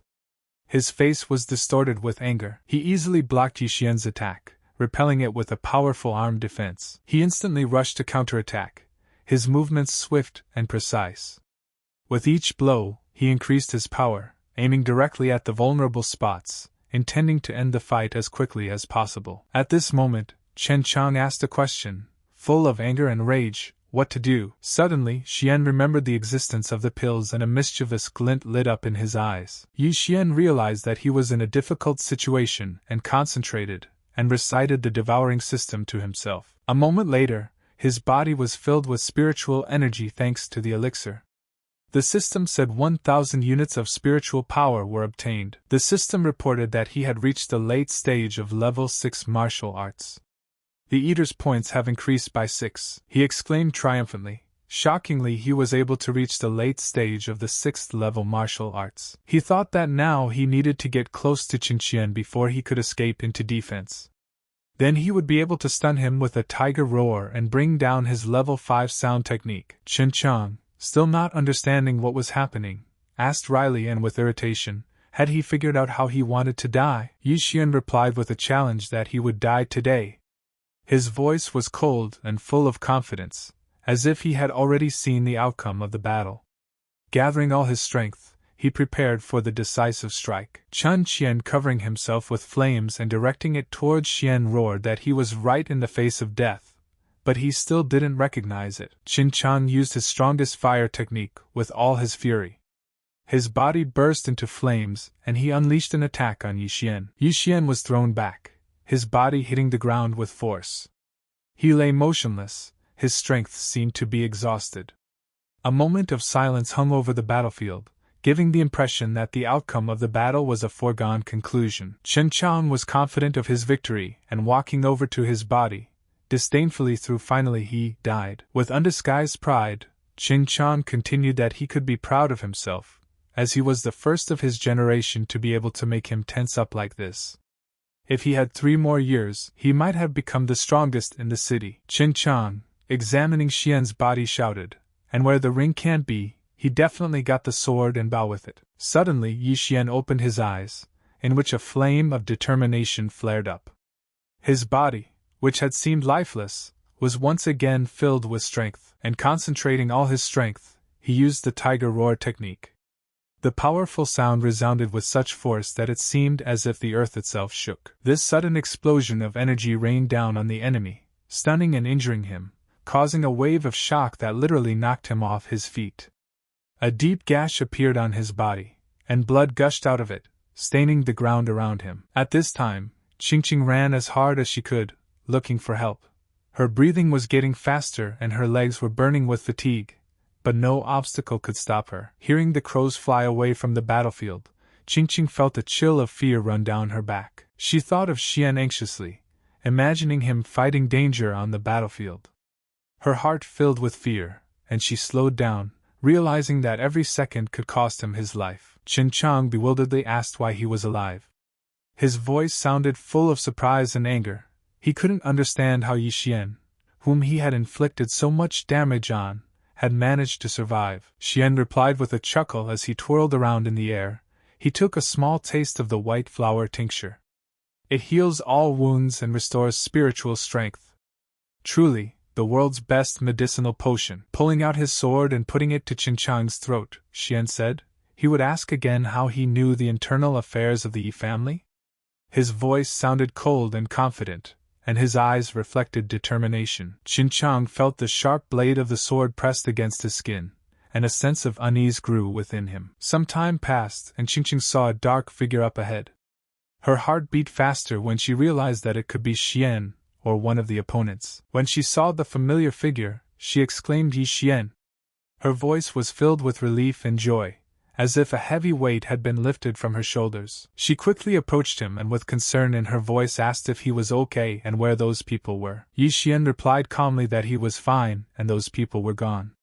"Let's go back to the Yi Manor." Qingqing's heart was filled with relief when he said that he was fine despite the difficulty of the battle, and approvingly said, "Well." They had already returned to the Yi family's manor, where silence reigned, interrupted only by the rustling of leaves in the wind. At this late evening, Yi Xian's uncle was still busy in his office sorting out the technician's scrolls. Seeing his nephew enter his office, the uncle joyfully and surprisedly exclaimed, "Xian!" Looking at his nephew with satisfaction, his uncle said that he was just in time.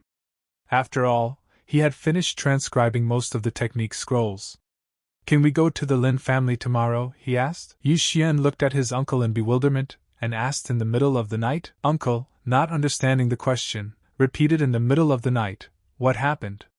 His expression became more serious, and a slight anxiety could be heard in his voice. Xian, looking his uncle in the eyes calmly and proudly, said that he had killed Qinchang. His voice sounded confident, and he realized that this statement would change a lot of things. Uncle was so dumbfounded by what he heard, he involuntarily spat out the tea he had just brought to his mouth. He instantly jumped up from his seat and quickly walked over to Yi Xian, grabbed his shoulders and asked with concern in his voice if he was injured. His gaze darted around, trying to find even the slightest sign of injury. Yi Xian calmly looked at the worried uncle and quietly but confidently said that he was in good order. Qinqing was at the late stage of the 6th level of martial arts. He was ranked 4th in strength in the Qin family, Uncle said thoughtfully as he reflected on what he had heard. If he was able to kill him, that means... Xian, no longer hiding his strength, calmly replied that something unexpected had happened during the battle and he was able to reach the late stage of the 6th level martial arts. After which, he killed him with a tiger roar. Uncle, he said he was glad he was all right. But why did he kill him? Had the Qin family already found out about what happened to Qin Feng? He gestured for Yi Xian to sit down, adding, "Don't just stand there, have a seat." Sitting down next to Uncle, Yi Xian thoughtfully began that they didn't know anything yet, however. He was silent for a moment, realizing that he would soon have to say something much more important. "There is a traitor in the Yi family's ranks," Yi Xian finally uttered, his voice becoming serious and tense. The head of the Yi family exclaimed, "Traitor who?" His voice trembled with disbelief and indignation. He stared at Yi Xian intently, waiting for an explanation, not believing that such a thing was possible within their own clan. Yi Xian, meeting his uncle's gaze with confidence, said that it was the head elder. The clan head, hearing this, flashed a vicious glance full of rage and betrayal. The head of the family asked if he was sure? His voice became cold and wary. He had to try his best to crack Qinqing, Yi Xian said, his voice sounding resolute. The elder had lost the Qin family 20 million in bets, so he was being blackmailed. He acted so that he wouldn't die. Uncle hit the table with such force that the cup shook, and with fury in his voice, shouted out, "The bastard, gambling bastard, how dare he betray the Yi family?" Xian, learned something else? Uncle asked, trying to regain his composure, but his voice still sounded tense. Yi Xian's facial expression turned serious, and he said that if Qingqing was to be believed, the Qin family had recently tried to make contact with the Wu family. Contact? Uncle interjected, not believing his ears. The Chen and Wu families had joined forces? His voice was filled with anxiety, and he looked at Yi Xian in bewilderment as he tried to realize the seriousness of this information. He was thinking about it too, Yi Xian confirmed, clenching his fists tightly. This merger does not bode well for our family. He's right, Uncle agreed, his voice becoming more resolute. Looks like it would be better to go to the Lin family right now. It took them several hours to reach the Lin family. It wasn't a long way, and the tension in the air grew with every step. Mr. Lin was very happy to see them, and with a slight ironic smile said, "And to what does he owe such an unexpected visit?" His smile grew warmer, as he said he was glad to see his nephew in good health. "I think he has already regained his strength." So the rumors weren't lying. He was indeed able to restore the destroyed Dantian. Yixian said with gratitude in his voice that it was all thanks to those 2 pills. Uncle Lin asked with a soft but with a note of regret in his voice. Yixian was still upset that they had broken off the engagement, right? Yixian looked at Uncle Lin, calmly replied that he didn't understand him. He was indeed very grateful. "I apologize," Uncle Lin said, his voice sounding with genuine regret. The Lin family had treated him unkindly. He looked at Yixian with a cheerful twinkle in his eyes and said that he would order a couple of unmarried girls from the Lin family to be brought here right now. "You can choose whichever one you like." "What do you think?" he asked. "Mr. Lin, please don't joke around like this," Yixian replied with restraint, remaining calm. To choose, Yixian thought to himself, giving a brief chuckle. "I want them all at once," he began to imagine. "Lin, stop messing around with him," Yixian's uncle said seriously, his tone becoming more stern. He persisted, saying that he had come here at this late hour on a very important matter. Handing the head of the Lin family the newly written technique scrolls, he said, "Here, take a look at this." He took these scrolls, his eyes widened in surprise, and he couldn't believe his eyes and exclaimed that these were level 5 techniques. "And no one in the city knows about them?" Mr. Lin, raising his eyebrows in bewilderment, sternly asked, "And what is the meaning of this, Brother Yi?" Uncle said emphatically, "Cut to the chase, he wants to make a deal with him. And he's got a whole bunch of level 4 and 5 techs. He wants to sell them to the Lin family," Uncle continued to say in a confident voice. Mr. Lin's eyes filled with surprise and bewilderment. And he exclaimed, "Sell them to him? These are all techniques that Lian Yuan doesn't know about. But there is one important condition," the uncle continued, his tone becoming more serious. "Which one?" Mr. Lin asked. His interest piqued and he was willing to listen to the terms of the deal. Uncle replied that what he needed as payment was not gold. He wanted cultivation consumables, natural gems, heavenly and earthly treasures. As many of any level as you can get in a night. Mr. Lin's face lit up with a smile, and he exclaimed naturally, "I will start collecting them right away," he continued happily, not doubting the favorability of the offer. Yixian, observing Mr. Lin's enthusiasm, thought that since he had bought more than a dozen level 5 techniques without blinking an eye, it seems that the Lin family was much richer than the Yi family. When head Lin returned then, Brother Yi said, his servants were already collecting the items.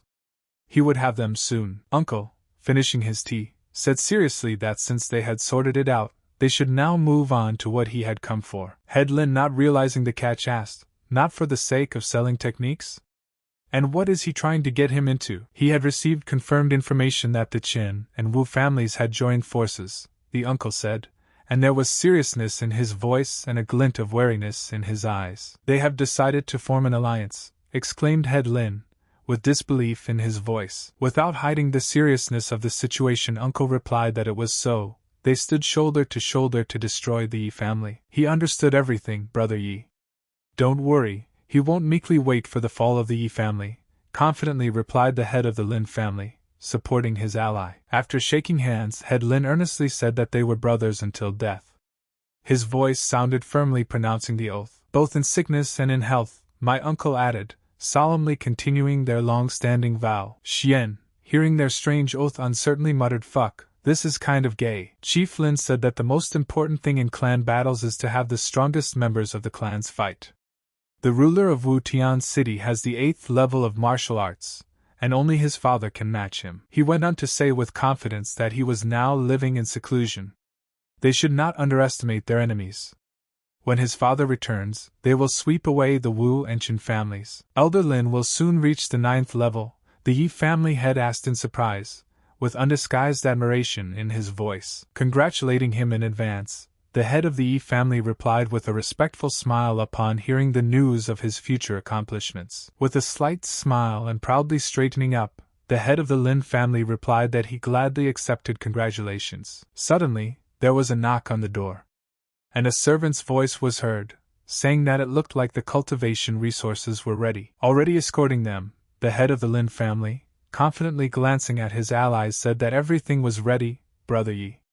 He assigned people to escort them home. The head of the Lin family, sincerely looking into the eyes of his interlocutor, said, "All the best, brother." "I hope to see you again," replied the head of the Yi family, his voice full of confidence. They traveled back with an escort and a huge wagon filled with cultivation resources. The wagon was packed with valuable materials that promised to enhance strength. "Xian, will this be enough for you to advance to the next level?" the head of the Yi family asked, scrutinizing the young warrior. His voice was full of expectation, and he sincerely hoped for his nephew's success. "There are just enough resources here to reach the 7th level of martial arts," Xian replied confidently, feeling a surge of energy and determination. Excitement burned in his eyes. While they were talking, behind their backs, hiding in the shadows, a group of men in black robes followed along the rooftops. Their movements were silent, and they blended into the night gloom, watching their target's every move. The head of the Yi family, not hiding his pride in Yi Xian, exclaimed amazingly, "He's only 15 years old, and he's already reached the 7th level. If he were to join the Lian sect one day, he would be taken as a disciple by the leader of the Lian sect himself," the head of the Yi family said, envisioning his son's bright future. But at that moment, the black-clothed men silently overtook them. Yi Xian, catching a barely audible rustle behind him, became alert. He discreetly looked around, feeling the tension engulf his muscles, and realized they were being followed. And when that happens, the status of the Yi family, he started to say, but he didn't have time to finish as a black-clothed shadow suddenly descended on him from above. Carefully, Yi Xian shouted, moving forward with lightning speed. In a matter of seconds he was next to his uncle, standing between him and the attackers. Yi Xian reacted quickly. He reached out his hand lightning fast and intercepted the stranger's punch, stopping him at the last moment. However, the enemy's force was so powerful that Yi Xian was thrown back slightly. Could they be from the Lin family? Yi Xian wondered, suspecting allies. "Attack!" the unknown man ordered, his voice sounding harsh and ruthless. At his signal, the dark figures rushed forward, surrounding Yi Xian and ready to strike from all sides. The combined attacks of 2 apex level 6 warriors could be a problem even for someone from the middle of level 7, family head Yi reflected, realizing the seriousness of the situation. "Things are bad," he whispered, watching anxiously as the black shadows that surrounded Xian attacked with ruthless coherence. The head of the Yi family worriedly said, "Trouble, this is the Wu family's technique of jointly attacking the floating fish." It was clear to Yi Xian that if it was the Lin family's doing, they would have chosen a different moment to attack. Looking at the old man, Yi Xian said that he too was struggling to survive. This inspired him even more. He knew that they must fight together to overcome this threat, and he immediately rushed forward to attack, thinking that he needed to deal with this as quickly as possible.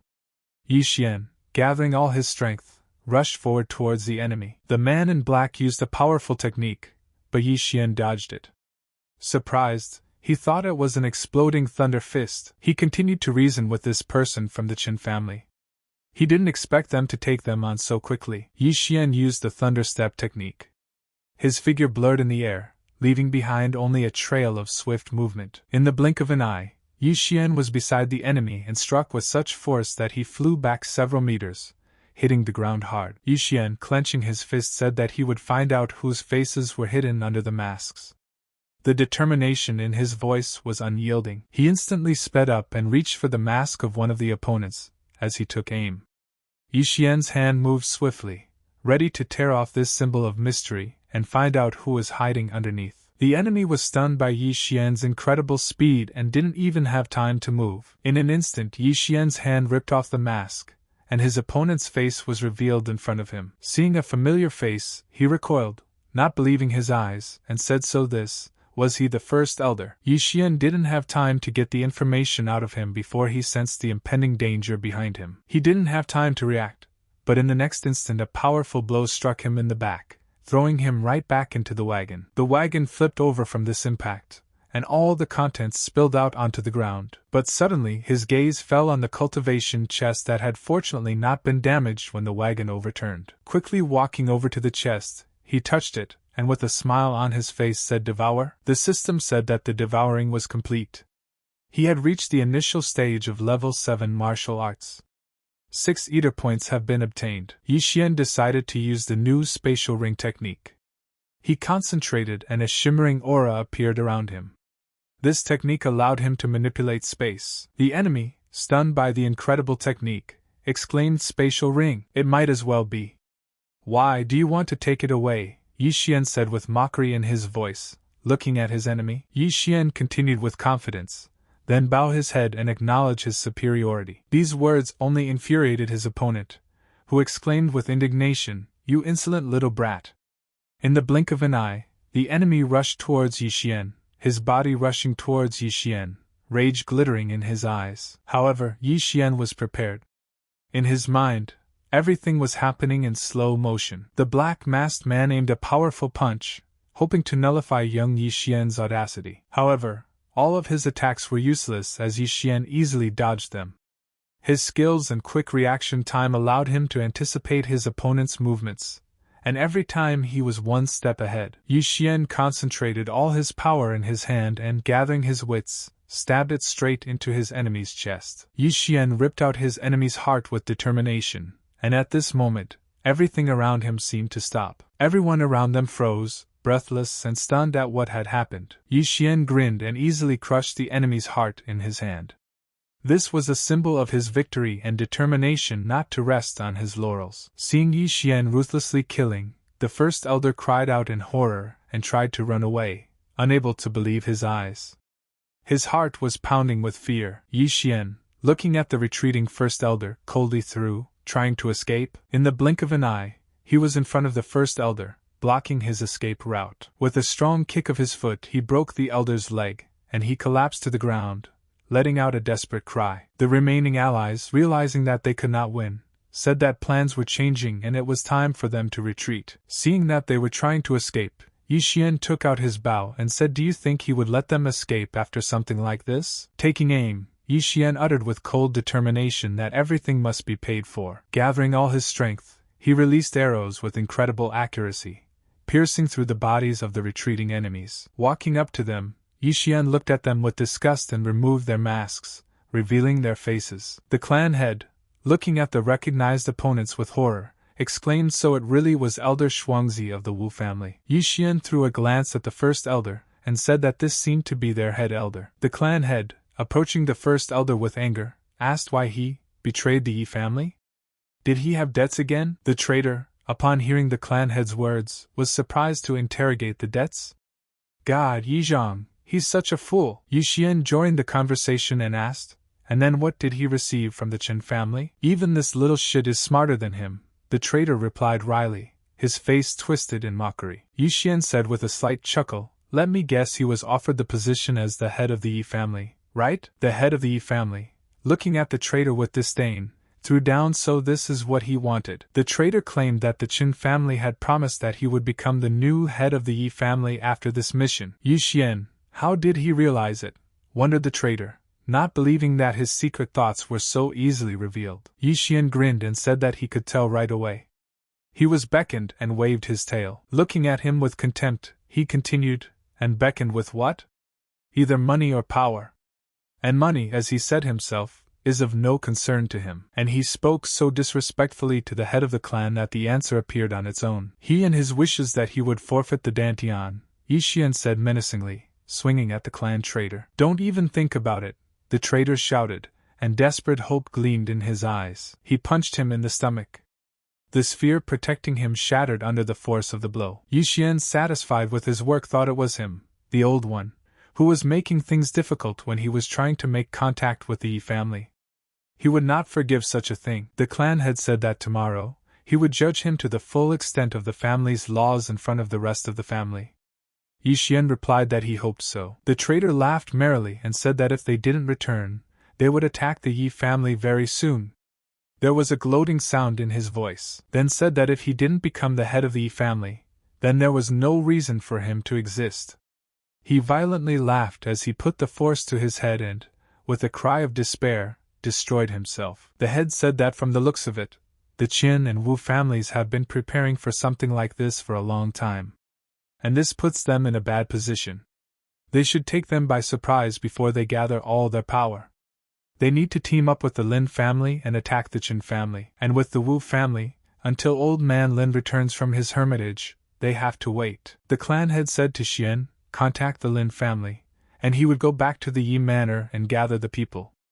Meet me outside the Qin manor. Yi Xian, full of determination and readiness, replied that he understood everything. 1 foot here, 1 foot there. After gathering all their men, Yi Xian and Head Lin headed towards the Qin family's manor, ready for the decisive battle. Their attacks were merciless and fast, killing everyone in sight. Yi Xian and Head Lin led the army, commanding each troop with precision and determination. A man's voice came from the backyard of the manor saying, "Girls, come on, don't run away." "And catch us," said a woman's voice. They were playing tug-of-war.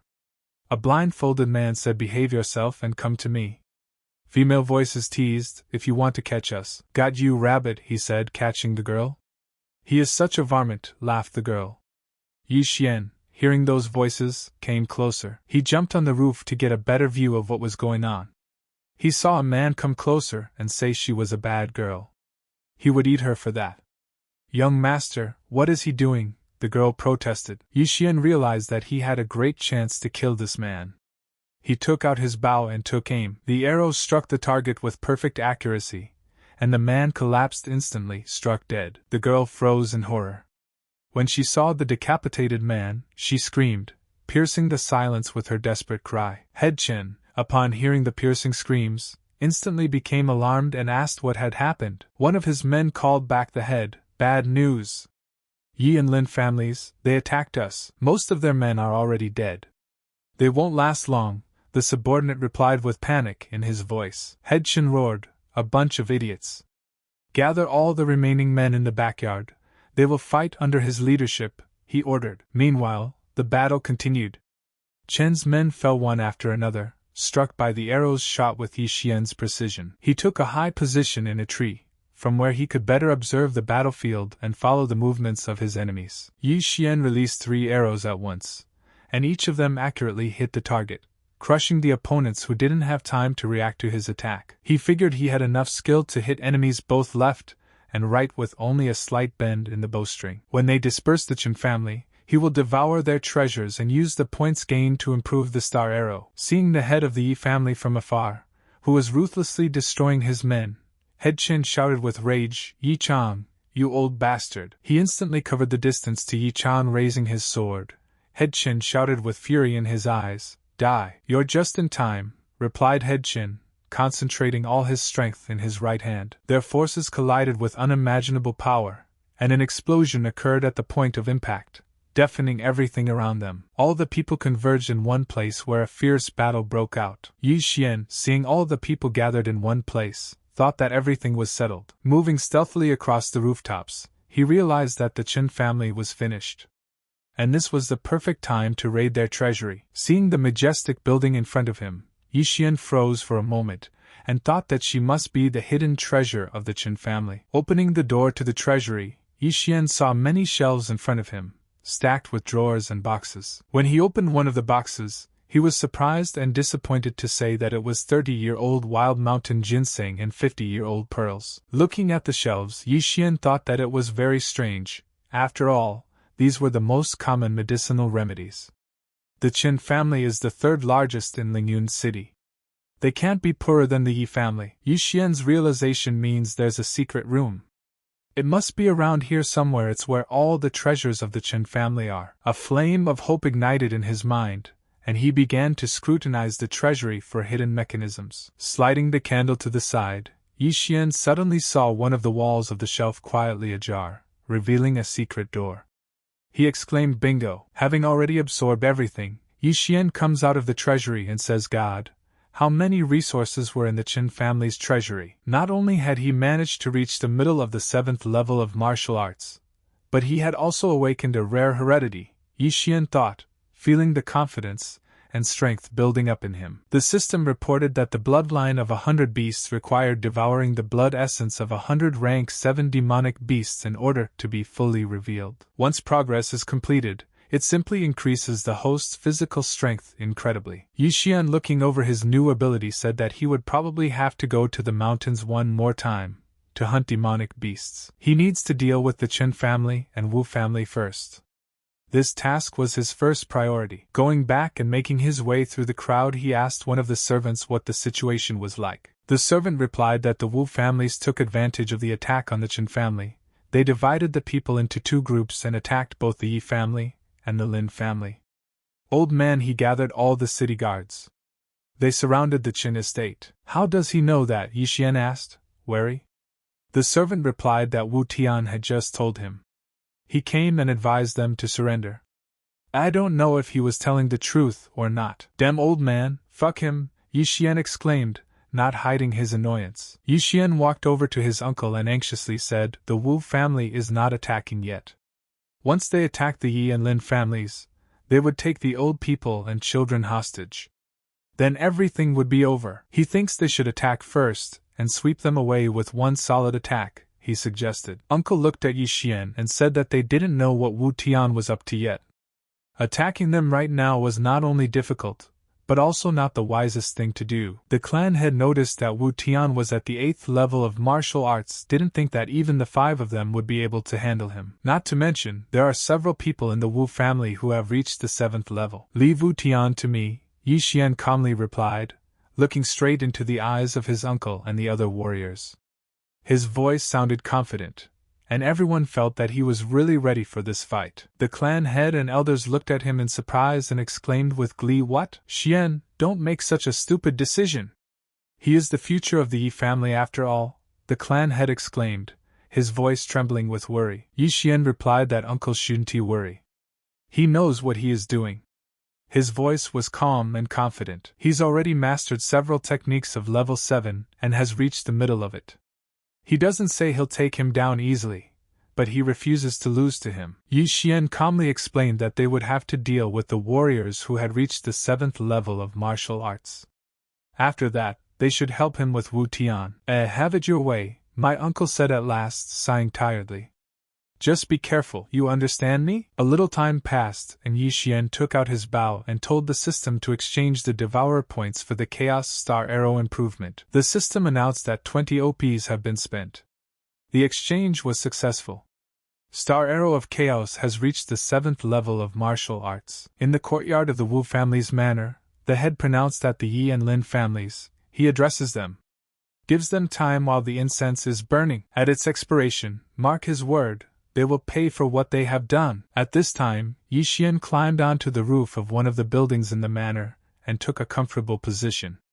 From there, he could observe the movements of all the enemies and assess the situation, preparing for a surprise attack. Yi Xian took out his bow and drew the bowstring and aimed the arrows straight at the head of the Wu family. His voice echoed over the courtyard, piercing the tense silence of Wu Tian. "Fight me if you are brave enough." Yi Xian, gathering all his strength and concentration, released a multitude of arrows that swiftly rushed towards the target. Wu Tian growled that they had sneaky tricks again.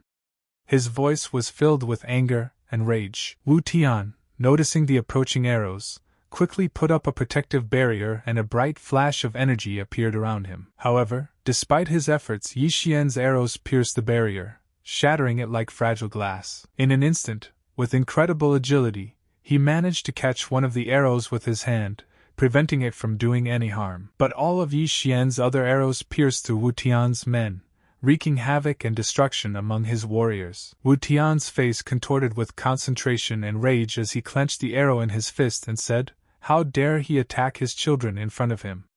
He would pay 100-fold for this."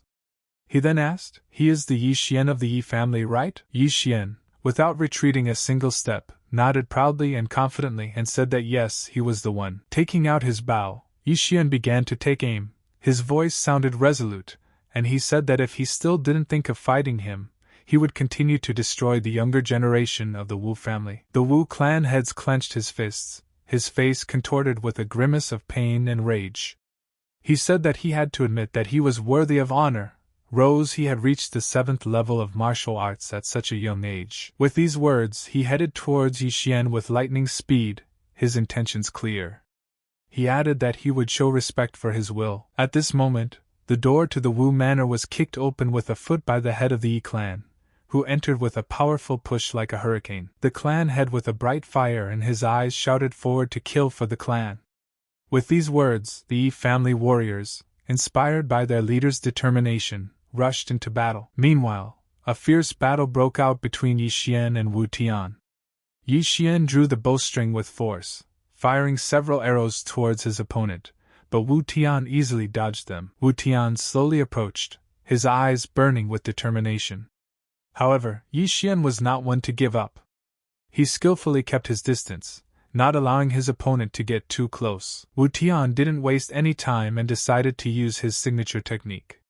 In the blink of an eye, he shortened the distance to Yi Xian and attacked, but the latter dodged the blow with astonishing reaction. Dodging Wu Tian's strike, Yi Xian cast a quick glance at the battlefield and was startled to see another opponent suddenly attacking his uncle from above. Anxiety boiled up inside him, and he did not hesitate to draw the bowstring, releasing an arrow towards his uncle and piercing the body of his attacker. Wu Tian angrily said, "Fool, do you think you can afford to help others by fighting him?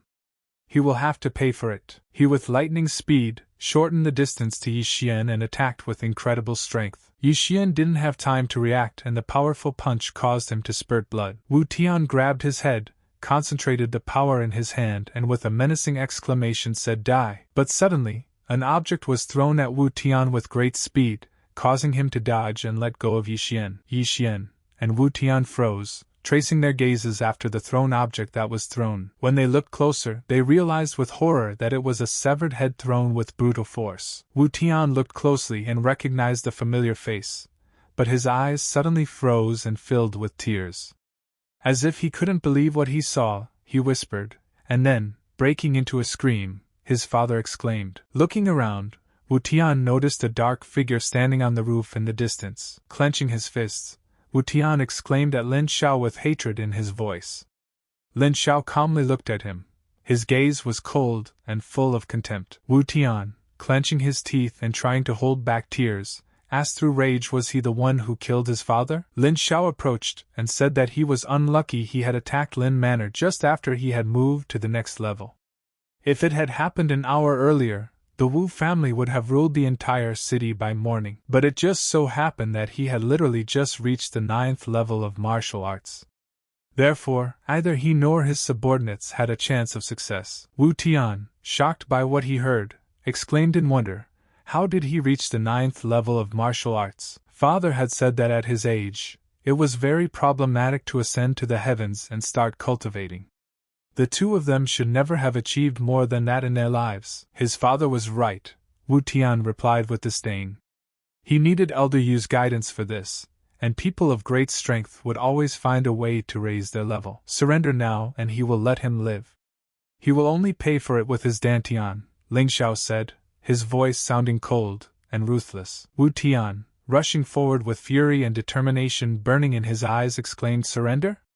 Never, one of them will die today." Ling Xiao gathered all his power, concentrating it in his hand, and forcefully directed it directly at Wu Tian. This powerful attack caused a huge explosion, shaking the ground and making the air shake with power. Wu Tian, who had no time to prepare for the clash, was thrown back into the manor wall with tremendous force. Everyone around them froze in anticipation and everyone held their breath, unable to believe what had happened. Wu Tian's men, with trembling voices and wide-eyed eyes, pronounced the Wu Tian clan head is dead. Ling Xiao turned around to Wu Tian's men with a stern expression and said, "What will they say?" Ling Xiao looked at them menacingly and said, "Decide to forfeit your martial arts or die." Wu Tian's warriors, startled by the sudden turn of events, threw their weapons to the ground and raised their hands, chorus saying, "We surrender." Ling Xiao laughed and said, "Well, get lost. In the meantime, they will go on a treasure hunt for the Wu family's treasure." After collecting all the valuables, they returned to the Yi family's estate, where there was an atmosphere of victory. At this time, Yi Xian was enjoying a relaxing bath in a secluded room of the manor. He reasoned that although the system allows one to quickly gain spiritual power to move from one world to another, but the transition of spiritual power into physical power still takes time. That was why Wu Tian's punch hit right on target despite his efforts to dodge. If his body had been nourished by spiritual strength for years, Wu Tian's attack would probably fail. At the moment, his main weakness was his physical strength. After thinking about his strength and abilities, Yi Xian decided that it was time to go to the 18 Lianyan Mountains and hunt 7th-rank monsters. Suddenly, the bathroom door abruptly opened, and Qingqing ran into the room with Yi Xian shouting, "What is she doing here? Don't you see? He's taking a bath." Yi Xian indignantly tried to cover his embarrassment. Qingqing snorted, crossed her arms over her chest and said, "What does she have to be afraid of?" She said with a sneer. She teased him and said he told her he was an adult. So why is he washing himself with flower petals? Yi Xian blushed and said that it was none of her business. They are needed to heal his internal wounds. Qingqing turned around and said he was so boring. She was trying so hard. Yi Xian wondered why she looked so upset. Qingqing impatiently asked Family Qin, and Wu no longer existed. So when would he introduce her to the Cut Cloud sect? Her eyes burned with enthusiasm. Wait a couple more days, Yi Xian said, trying to bring calm back into his voice. Qingqing, clearly annoyed, exclaimed, "Yes, how much longer do you have to wait? Do you have something else to do?" Yi Xian, confidently looking at Qingqing, continued, "Exactly. He is going to go to the Lianyun Mountains to hunt for rank 7 monsters." Qingqing surprisingly interjected again, into the Lianyun Mountains? He had only recently returned. "Aha," Yi Xian confirmed, looking at Qingqing. "He needs time to cultivate." Qingqing flared up and said, "Cultivation this, cultivation that. He only knows how to cultivate. She spent so much time in Lianyang City, and he still hasn't taken her anywhere." "That's the way it is," he replied with a slight chuckle. "Don't go out tomorrow.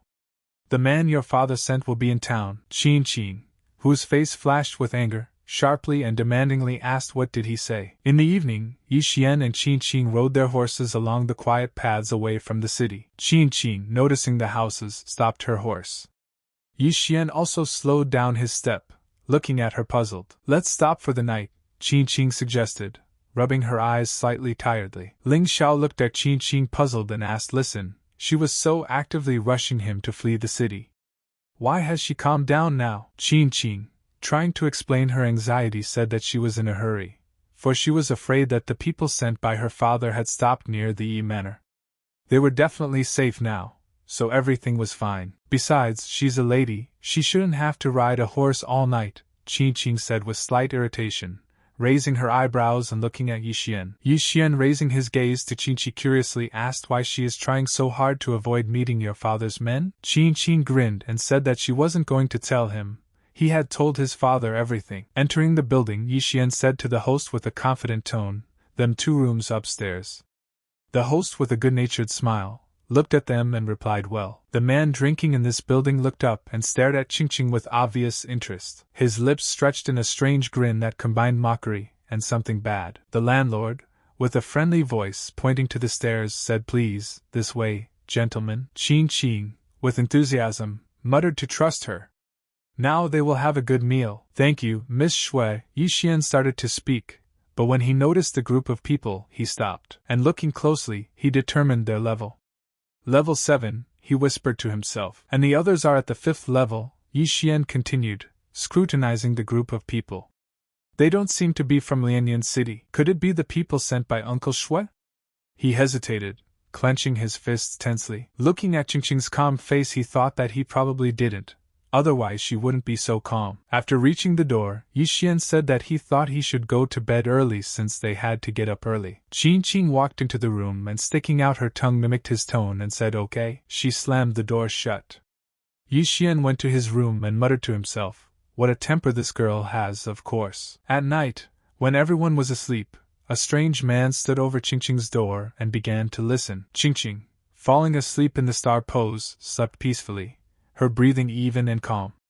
The moonlight softly illuminated the room. The man stuck a knife in the lock and, after struggling for a few minutes, was able to get in. He walked over to the bed where Qingqing was sleeping peacefully and stopped, looking closely at her calm face. Qingqing, sensing danger, woke up abruptly and looked into the darkness and asked who was here. Without waiting for a reply, Qingqing abruptly turned around and launched her foot straight at the man, hoping to catch him off guard. But he stopped her attack with one finger and, with a smirk on his lips, said, "She's a capable girl," he said. Qingqing, surprised at how easily the man stopped her attack, swiftly turned around and ran towards the door with a swift movement, shouting Yi Xian. But the man, quickly behind her, struck her on the neck and she instantly lost consciousness, falling to the floor. The man wrapped a blanket around her and jumped off the window, landing on the ground without a sound, and moving quickly in the shadows, he headed for the place where the horses and 2 other men were waiting for him. Quickly they jumped on their horses and started on their way. Yi Xian, sitting on the rooftop and watching the departing figures, muttered to himself, just as he thought, he was here for a reason. Yi Xian didn't hesitate for a second and rushed to follow them and noticed that this road led to Wanjingcheng. Yi Xian, quickening his step, pondered that even if these people were not sent by Uncle Shui, they definitely had something to do with him. Qing Qing would be fine. She refused to both come back and explain to me what was going on, Yi Xian continued, shrugging his shoulders bewilderedly. Therefore, he would have to get answers out of these people, Yi Xian confidently decided, clenching his fists. Yi Xian, quickly looking around the surroundings, decided that he could intercept them if he went over the mountain. Yi Xian, without wasting any time, made a simple but effective trap by stretching a strong rope between 2 thick trees. The horses, crossing the place, suddenly became entangled in a rope strung between the trees, and with a muffled groan fell to the ground. But the man managed to jump off his horse in time, landing on the ground with ease. The man looked at his other companions, annoyed that they had fallen into this trap. Yi Xian, with a cold calmness in his eyes, asked who were they? And why did they kidnap his friend? Head, this is the guy who was with her at the inn, one of the men replied, glancing anxiously at Yi Xian. The man examining Yi Xian said that it appeared that his gut had not deceived him. He doesn't seem to be so simple. One of his companions became indignant and asked, not so simple? Is he joking? He's just starting to grow stubble. How could he be more like him? The man said irritably, idiot. They had already gone 50 or 60 li from the inn. They were on horseback, but he overtook them and ambushed them. Can you put 2 plus 2 together? He asked. What kind of guy is he? You know, never mind though, replied the bandit leader, with a slight chuckle. You'd better stay out of it.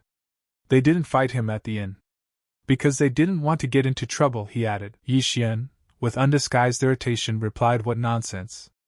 They didn't seem to want to answer his questions. Since that's the case, let's settle the matter by force, Yi Xian said confidently, already preparing to fight. Is he sick of living? The man asked in bewilderment, already preparing to attack him. The next moment, he swung his hand, and a stream of icy energy burst out from his fist. Yi Xian looked at the frozen hand and said, the spreading ice fist is a 7th level martial art. One of the men said correctly, elements only come from martial artists of the 7th level or higher. What, are you afraid? Of course you are. Then get the hell out of here. They won't chase him, he said irritably. Yi Xian, smiling with undisguised disdain, replied, just a 7th level. Yi Xian, smiling with undisguised disdain, replied that he could do the same. His voice was full of mockery, and his gaze showed that he was not impressed with his opponent's abilities at all. Yi Xian confidently said, system, make a point exchange for the wind and cloud palm technique. The system announced that the wind and cloud palm technique has been purchased. 30 eater points have been spent. The girl with a smile said, come on, don't embarrass yourself. 7th level techniques are a rare thing. Most people are unable to comprehend them. The man said that a cursory glance was enough to realize that he was from that backwater Lianyan. Yi Xian, with concentration concentrating all his energy in his hand, said, well, you can test it on your own skin. All 3 bandits were shocked. Their eyes widened with surprise and fear when they saw such power in a young man they had thought weak and unthreatening. Yi Xian concentrated his inner strength and directed the wind and cloud palm technique directly at his opponents. One of the men cried out, stunned by the unexpected attack, damn, this son of a bitch wasn't kidding. The head of the bandits concentrated his energy to create an ice sheet around his body. Their powers clashed like 2 elements. The ice power of the chief bandit, enveloping his body in a frosty glow, which tried to resist the swift gusts of Yi Xian's palm wind and cloud techniques. The chief bandit erected an ice wall, hoping to stop the onslaught, but Yi Xian's mighty wine technique crashed down on the barrier with incredible force. The wall began to crack with a loud crack. A moment later, the wall shattered, and the debris flew away. The rest of the bandits' partners, watching as the ice defense shattered, began to back away, gripped by fear. They shouted desperately, not hiding their panic, help me save you! The bandits who were trying to escape were suddenly swept up in a whirlwind, and found themselves in the center of a fierce hurricane. The wind roared, lifting them into the air, and their screams dissolved into the deafening roar of the storm. When the storm finally subsided, the battered and exhausted bandits fell to the ground one by one. Their bodies were covered with abrasions and ice burns, their clothes torn, and their faces contorted with pain and fatigue. Yi Xian walked past the two defeated bandits without paying attention to them. One of them struggled to open his eye and asked, "Brother, is he gone?" The man angrily whispered, "Shut up. Pretend to be dead." The chief bandit, with difficulty raising his head full of anger and contempt, uttered that he had underestimated him. Grabbing his head, Yi Xian lifted him slightly. "Now answer me. Why did they catch Qin Qin?" he asked. His voice was cold and full of threat. The head of the bandits started to say that it was better to let them kill him. He wouldn't say a word, but Yi Xian didn't let him finish. Concentrating his energy, he used a technique and hit him in an instant, sending him into a state of semi-consciousness. Yi Xian, clenching his fists in irritation, muttered, "What a stubborn man." His patience was wearing thin. "I wonder if his sixes will be as intractable," he added, with a cold smile. Both bandits thought Mammy. Yi Xian, walking over to the defeated bandits with a cold chuckle, asked, "Well, have you already thought of something to say to him?" "He will kill him," the bandit stammered, his voice trembling, and he barely held Yi Xian's gaze. Yi Xian, with a faint sneer in his voice, coldly asked, "What, do you want him to kill him? It's not hard for him." He raised his hand, in which a powerful energy began to concentrate. At this moment, the girl, burning with determination, rushed forward, covering the man with her body, and shouted loudly, "No," she said with a crying face that he stuttered. "Brother is a big man, he must have a good heart. Let him go," she said pitifully. Yi Xian didn't believe a word of it, and asked who she was trying to deceive. At the hotel, he was quite good with his tongue. She said it was true. It's just that he only stutters when he's really worried. Yi Xian already said that he should let her explain then. Standing up on the Kalini, she said that if he promised not to touch it, she would tell him everything. Yi Xian squinted his eyes, looking at the girl with slight bewilderment, and asked, "Are they together?" The girl blushed, embarrassed by the sudden question, and quietly replied, "Well, yes, in general." Yi Xian abruptly interrupted her and said, "Closer to the point." The girl sighed, embarrassment replaced by determination, and she began the story that it all started a month ago. They were sent by the head of Wanjing City. A month ago, his son accidentally stumbled upon Miss Shui and fell madly in love with her. The spoiled only son of the city head instantly went to her father and proposed marriage. Lord Shui agreed. But a few days before the wedding ceremony, Miss Shui disappeared, the girl continued. Her voice became quieter, and she could hardly hide her excitement. And so, a couple of days ago, rumors reached them that the missing Miss Shui was hiding in the house of the Yi family from Lianyang City, and the city leader sent them to bring her back and hold the wedding. Yi Xian realized that this girl was a runaway bride. Now it was clear why she was reacting so strongly to the information that her father had sent people. Yi Xian cast a glance at the peacefully sleeping Qin Qin, wrapped in a blanket and slumbering serenely despite all the commotion around. He gushed that she was still sleeping without back legs. How carefree she was. Yi Xian sternly asked, "What does the city leader's son look like? What kind of character does he have? And cultivation?" The girl said, "He's a total scumbag. Lustful, no respect. And he treats people badly." The man took her by the shoulders and asked her, "What? What is she talking about? Zhang Xiang is a murderer." The girl lightly squirmed in his arms and cried out, "Hey, that hurts." "I apologize for the behavior," he muttered. "Zhang Xiang is the son of the head of the city. Not only does he have a disgusting temper, he is also a bad man. All he does is eat, drink and gamble. Also, he is unimaginably ugly. He is lustful and has 10 concubines. But in terms of cultivation, he's a natural genius. He is 22 years old, and has reached the middle of the 7th level of martial arts. He was taken as a disciple in the Letian sect." Yi Xian, still not believing his ears, repeated, "To the Letian sect?" His voice sounded with a tinge of bewilderment. As they hugged each other, the girl said hopefully, "They had told him everything they knew." "Let go, please." Yi Xian smiled evilly and said, "Of course." His voice sounded with obvious sarcasm, which made the two bandits immediately rejoice, believing that he was willing to let them go. "Only we have to kill someone first," Yi Xian said, his voice becoming cold and resolute. Qin Qing slept but started to wake up, muttering how noisy it was.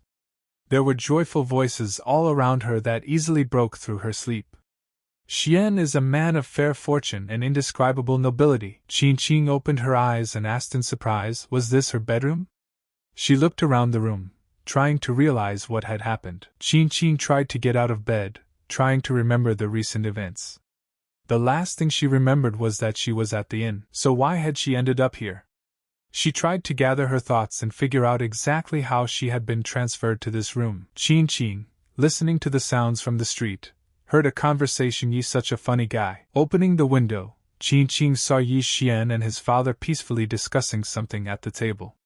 She muttered to herself to Yi Xian. She quickly rushed to the backyard, anger overwhelming her. Qin Qing thought, this guy. Lord Shui asked with joy in his eyes, wondering, and what does he plan to do next? Well, Yi Xian started, but at this moment, Qin Qing burst into the courtyard, loudly exclaiming Yi Xian. Yi Xian, smiling gently and turning towards her, said Qin Qing. She woke up, but suddenly, he noticed a foot flying at him. Qin Qing cast a furious glance at him and shouted, bastard, he betrayed her. Honey, actually Yi Xian saved her, Lord Shui worriedly said, intervening in the growing conflict between Qin Qing and Yi Xian. Qin Qing was surprised, not believing her ears. He had saved her from the people hired by the city's ruler. If it wasn't for him, there would definitely be trouble, Lord Shui explained, trying to dispel her doubts. And she can't run away anymore. Qin Qing snorted disdainfully and said that he was the one forcing her to marry this scoundrel. Her voice trembled with rage and a fire lit up in her eyes. Yi Xian, moving aside with irritation, asked, can you please remove your foot? Let him not think something wrong. Stammering, the blushing Qin Qing muttered, clearly embarrassed by this situation. She took her foot away from Yi Xian's face. And when did he force her? Lord Shui asked, with a slight smile, though there was a flicker of bewilderment in his eyes. When the Zhang family proposed the wedding, he asked her opinion, and she agreed. After that, he accepted the wedding gift from them. Qin Qing brushed it off and said that she was too busy having a picnic, so she didn't really listen to what he was saying. Yi Xian, looking at Qin Qing's undisguised irritation, thought she at least sometimes think what she is doing. Qin Qing, with undisguised anger, declared that she didn't care, she wasn't going to marry him. If that's what he wants, then let him marry him himself. Lord Shui, turning to Yi Xian with embarrassment, said that he seemed to have spoiled his beloved Qin Qing too much.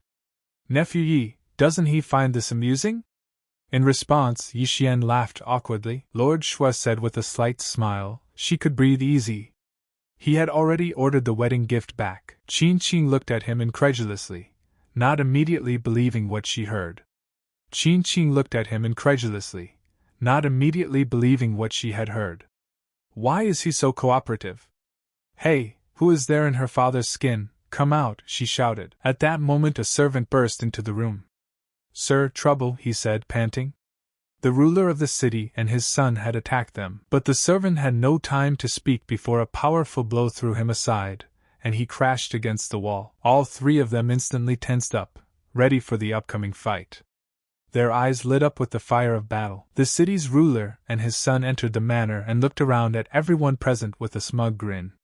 The ruler's son looked at Lord Shui boldly and asked if he was the one who broke their engagement. Yi Xian, looking at the newcomers with obvious disdain, thought, are these two really father and son? Looking at the man, he noted that the ruler of Wanjing City looked very good. But let's not talk about his son, he thought with undisguised distaste, wrinkling his nose involuntarily. Maybe it's not his son at all, Yi Xian suggested, raising one eyebrow and chuckling to himself. Mr. Zhang, don't they think that doing such a thing in the Shui family's manor is a bit excessive? Lord Shui asked, looking coldly at the Wenjing city ruler and his son who had escaped into the room. The ruler's son replied with an undisguised threat in his voice that the Zhang family owned all of Wanjing. Not only could they kill his henchmen, they would raze this place to the ground, and he would do nothing to them. Wenjing, casting a sizzling glance at Lord Shui, grudgingly asked the ruler, was this his idea? Wenjing patted his son on the head and snorted and went on to say that his son can't stand people who don't trust him. And when he is angry, he is not his boss. Yi Xian intervened and said that the most important thing in marriage is love and mutual desire. Since Qin Qing doesn't want to marry him, Why should they both suffer? He asked. The son of the city's ruler shouted that he now understood why she broke off the engagement. It was because of him. His voice shook with rage. The son of the city's ruler, with furious rage in his eyes, rushed to attack, shouting out "Look Qing" as he would tear his beloved apart. Wait! Exclaimed Lord Shui, but no one listened to him. Qing shouted for Yixian to be careful.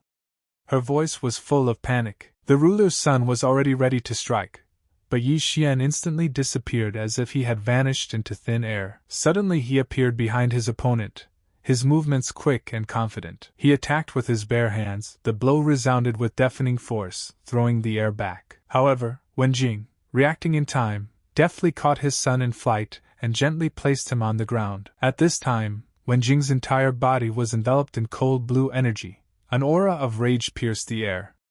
With fury in his eyes, he looked at Yixian, shouting, "How dare he hit his son?" His voice cracked with anger. "He will pay for it with his life," Wenjing growled, his voice cold and full of death threat. Yixian, feeling the powerful Wenjing energy encompassing the space around them, thought, "What a strong aura!" Yixian quickly assessed the situation. He knew that he couldn't match Wenjing's strength yet. He thought to himself, what should he do? Suddenly, Wenjing sensed something strange in the air and instantly turned around and sharply asked, "Who is here?" A man came out in front of the manor entrance and said that the Shui family served Lian City. The man took a step forward, and his gaze darkened. There was an icy note in his voice as he said that he would strongly advise them to back off, for they had already attracted his attention. Wenjing chuckled coldly, looking at the man in front of him appraisingly. "A rank 9 martial arts master," he said, bowing his head slightly. The Shui family had a few aces up their sleeve. The head of the Shui family looked at Wenjing. A warning flashed in his eyes, but his voice was as steady as ice. He said with a smile that Mr. Zhang was joking so much that he had no choice. They looked at each other, and a barely restrained anger flashed in their gazes. Wenjing's gaze was sharp, while the eyes of the head of the Shui family were dark, full of unkind fire. The tension between them was growing. Wenjing, holding back his fury, said with cold certainty, "If you want to break the engagement, fine. But in that case, they will return the wedding gift tenfold." Head Xian struggled to keep his composure. He said with an icy grin, 10 times the amount? That would be 500 million silver. This kind of greed is not good for people. He coldly said 5. The Shui family only agrees to reimburse 5 times the amount. If they, Mr. Zhang, are not satisfied with this, then they will only have to fight, he added, looking at him defiantly. Yixian, with a dissatisfied expression on his face, muttered that he was still so young. If he knew how much weddings cost, he would have asked for more. Wenjing, not missing the chance to turn the conversation in his favor, said with cold determination to be given 5 times the amount of the wedding gift and add another 5 kilometers of land to it. Wenjing thought to himself, one cannot relax with this old man, one must bargain to the end. The ruler's son, breaking the silence, uttered with confidence and anger that he too would have another condition. Pointing his finger at Xian, he challengingly threw out that he wanted to fight him. His voice was full of determination, his eyes glittering with aggression. Head Shui started to protest, but Yixian interrupted him, preventing him from continuing. "Good, he just wanted to teach him good manners," he said with a mocking smile, a clear sneer in his voice. The ruler's son, flaming with rage and threat, said that he had thought that he, the handsome one, would have no guts. But it was better, he would beat him to death. Yixian asked disdainfully, "Will he beat him? He's already in his 20s, and he's only rank 7. He is no different from a backwater dog. He'd better stop wasting energy." The ruler's son said that he was screwed. At this moment, flames engulfed his body and crackling energy rang out in the air. Using his technique, he began to swiftly attack. Yixian easily dodged the attacking flames, his movements were precise. He then used the swift step technique and instantly disappeared from sight. A second later, Yixian was behind the ruler's son, deftly grabbing his hand. "This attack again," he said with a sneer. "Looks like he didn't have enough to do that time." Suddenly, the ruler's son used a sneaky trick and pulled out a blade from behind his back, and his eyes shone with rage. "Deception!" Yixian exclaimed, his voice full of surprise and bewilderment. He quickly realized that the opposite party had used a cunning distraction to trap him in a trap. Her eyes widened with shock and indignation when she saw the ruler's son using trickery, and exclaimed what a mean thing to do. He had a hidden sword. Head Shui shouted, "Nephew, be careful!" Yi Xian used the swift step technique again, and in the blink of an eye, he vanished into thin air like a ghost. His movements were so fast that even the air around him vibrated with his energy. The opponent who had been seized by the attack didn't even notice his disappearance. In the next moment, Yi Xian materialized behind him. His movements were as silent and fast as a lightning strike. The opponent was greatly surprised when he suddenly felt a cold steel grip on his arm. Yi Xian abruptly wrapped his opponent's arm behind his back, squeezing it in an iron vice with inhuman strength. He then quickly stepped on his opponent's head, pinning him to the ground. Yi Xian wrenched his opponent's arm with savage force. The bones cracked under Yi Xian's inhuman strength, and he cried out in excruciating pain.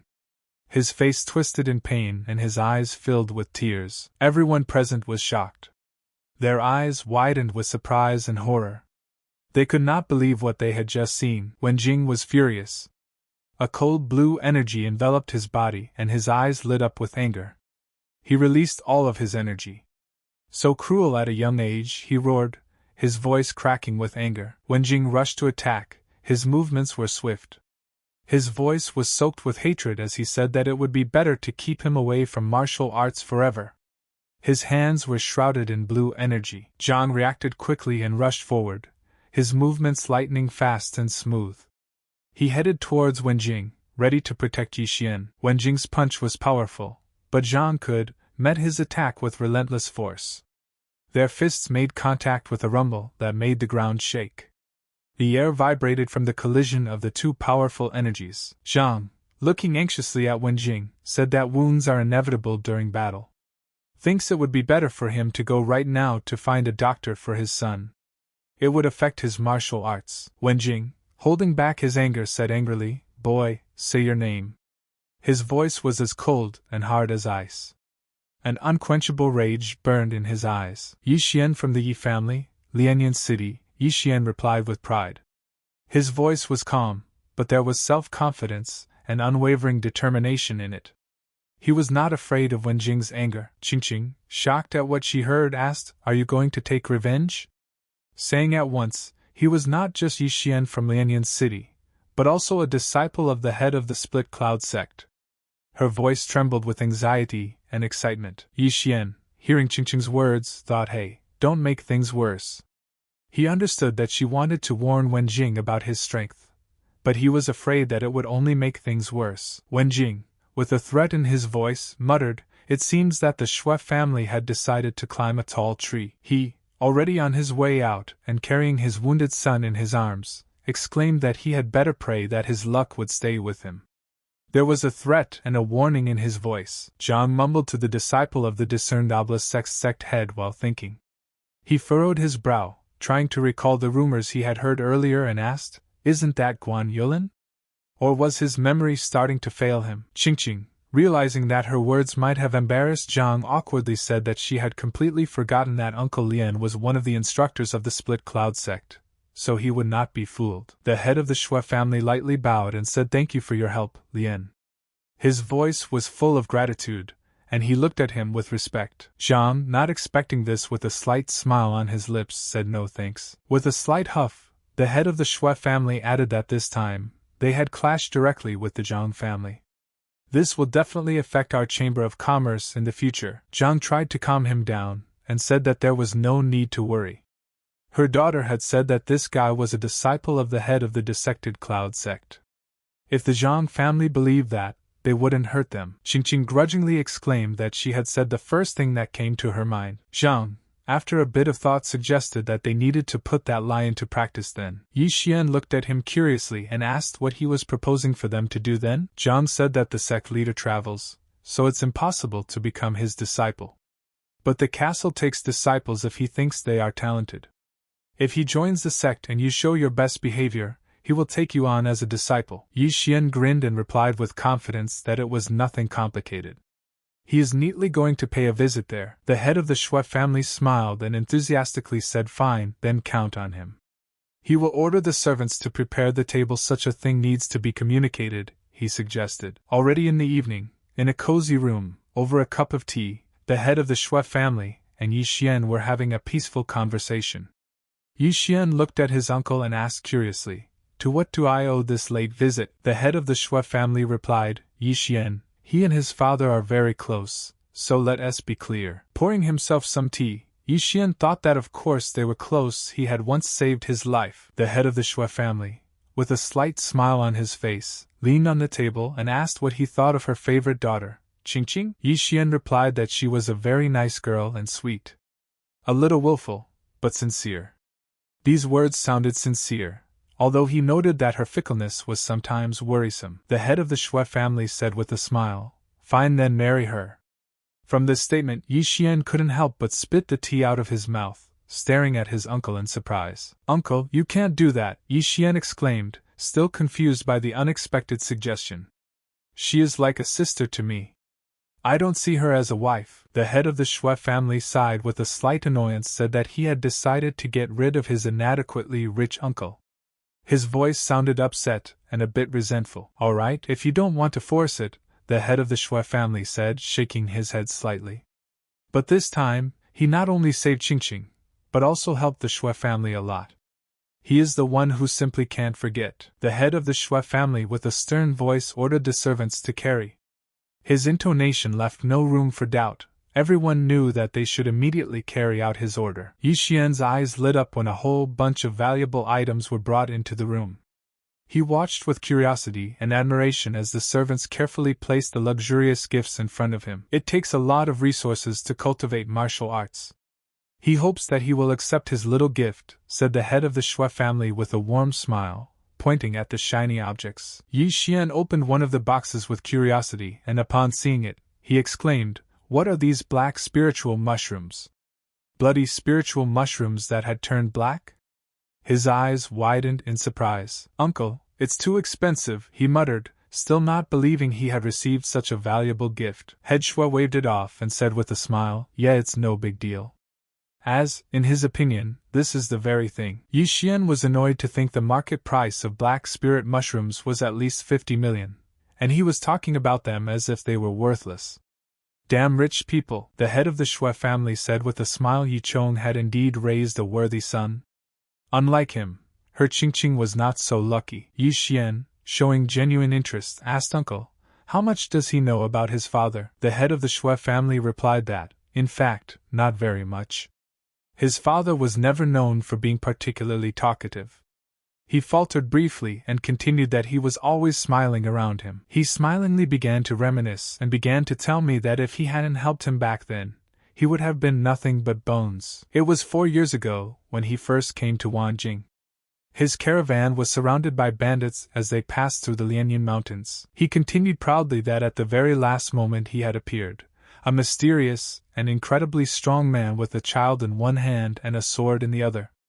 None of those bandits could compete with him. That man was his father, and the child was him. He remembers the moment he went into battle to save him. His bravery had impressed him.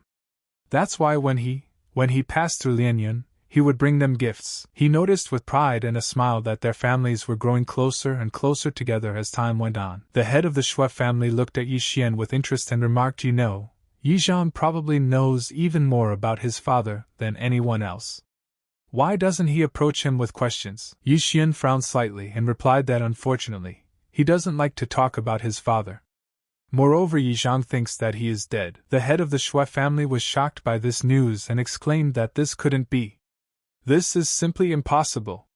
Yi Chang's cultivation is too great for him to die so easily. Yi Xian looked at his uncle curiously and asked Anna how big is his cultivation. After scratching his chin, the head of the Shui family hesitated, trying to gather his thoughts, and said, "But the bandits who attacked his caravan back then were rebels from the Xianyan Empire.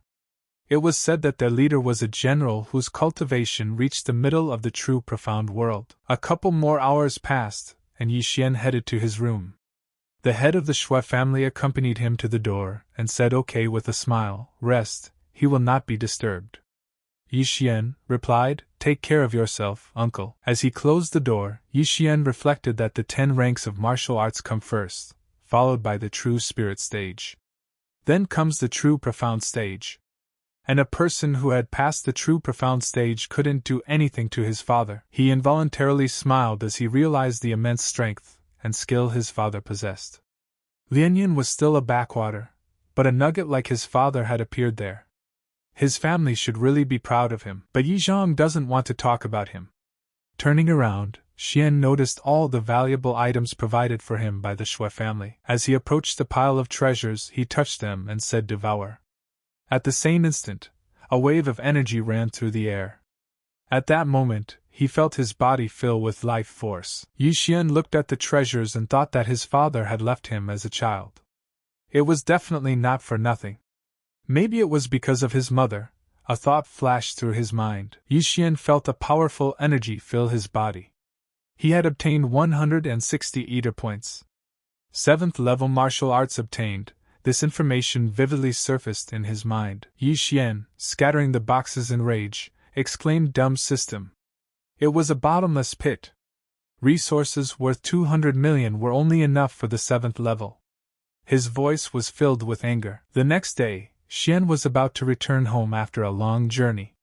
As he waved goodbye, Head Shui wished him a good journey, nephew. To not waste any time, he used the shadow step technique. His new skill not only gave him lightning-fast speed, but also looked extremely impressive. Using the shadow step technique, Xian moved at such an incredible speed that even people passing by didn't notice his presence. Xian moved swiftly across the terrain, sensing and could not hold back a joyful exclamation. The shadow step was stronger than the swift step.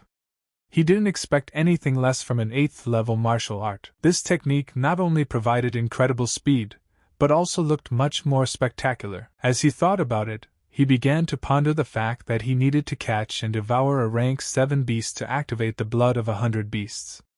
He knew that such creatures dwelled in the mountains starting from the 10th rank. There would be a mountain just on his way, and it turned out to be an amazing coincidence he could pass through the 10th mountain on his way to the dissecting cloud sect. Xian immediately set about executing his plan, going on a hunt throughout the forest. He moved quickly and stealthily, and his movements were precise. The devouring animals system kept informing him that he had defeated the flaming tiger, and marked the blood 100 beast activation 5 out of 100%. After chopping the turtle, he heard the system telling him again that he had defeated the stone turtle, activating the blood of 100 beasts 27 out of 100%. Xian easily defeated the bloodthirsty vine, and the system once again reported that he had defeated the bloodthirsty vine. 100 beasts blood activation 69 out of 100%. He continued to destroy more and more monsters until he reached his goal. After chopping the eagle, the system said that he had defeated the purple eagle. Activating the blood of 100 beasts is 99 out of 100. Walking a little further, he encountered a huge monkey, which he effortlessly chopped into pieces. The monkey, feeling intense pain, screamed, shrillingly breaking the silence of the forest, and soon died. After such an intense time of hunting, Xian was very tired.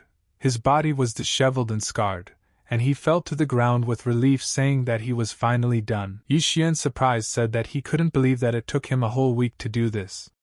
Opening the system, he saw the message activation of 100 beast blood 99 out of 100. Walking over and touching the recently killed monkey, he uttered the command "Devour." The system immediately confirmed it. 100 beast blood activation 100 out of 100%. At this instant, Xian felt a powerful wave of energy fill him. His eyes glittered with a golden color, and his entire body was covered in a golden glow, as if he had become a living embodiment of strength and power. He felt the power overflow his every muscle, filling him with an energy he hadn't even dreamed of before. Every part of his body received strength, making him stronger with every passing second. Xian felt his muscles becoming supple and powerful. Xian crouched next to the stone while clenching his fist. Suddenly, he struck the stone with a strong blow. The stone instantly shattered into small pieces under his powerful blow, leaving a deep dent. Looking at his hand, he said it wasn't bad. The effort had paid off in full. He was several times stronger, faster, and tougher than he had been before. During his time hunting, he has reached the pinnacle of the 7th level of martial arts, honing his skills in battles with dangerous beasts and enemies. Now, Even people at the mid-8th level of martial arts wouldn't be able to withstand even 10 of his strikes if he didn't use martial arts. However, over the past week, Xian had realized that his combat and recovery skills left much to be desired, and this needed to be urgently rectified. He hesitated and turned to the system with a command to open the low-level blood list. A huge list of many powerful bloodlines opened up on the screen. Xian thoughtfully said, "Blood of 100 colors, the only suitable low-level blood." He selected the option to purchase blood of 100 colors. The system confirmed and said the exchange was successful. 360 points expended. It's a shame, but he'll earn more, he thought, looking frustrated at the insufficient number of points. A circle began to form around him, concentrating the power he had absorbed. In the next second, all the wounds from the hunt instantly healed without leaving a trace. All the small wounds had already healed, leaving no trace. He'd expected nothing less for the price, he said, examining himself with satisfaction. Okay, he's been here for too long already.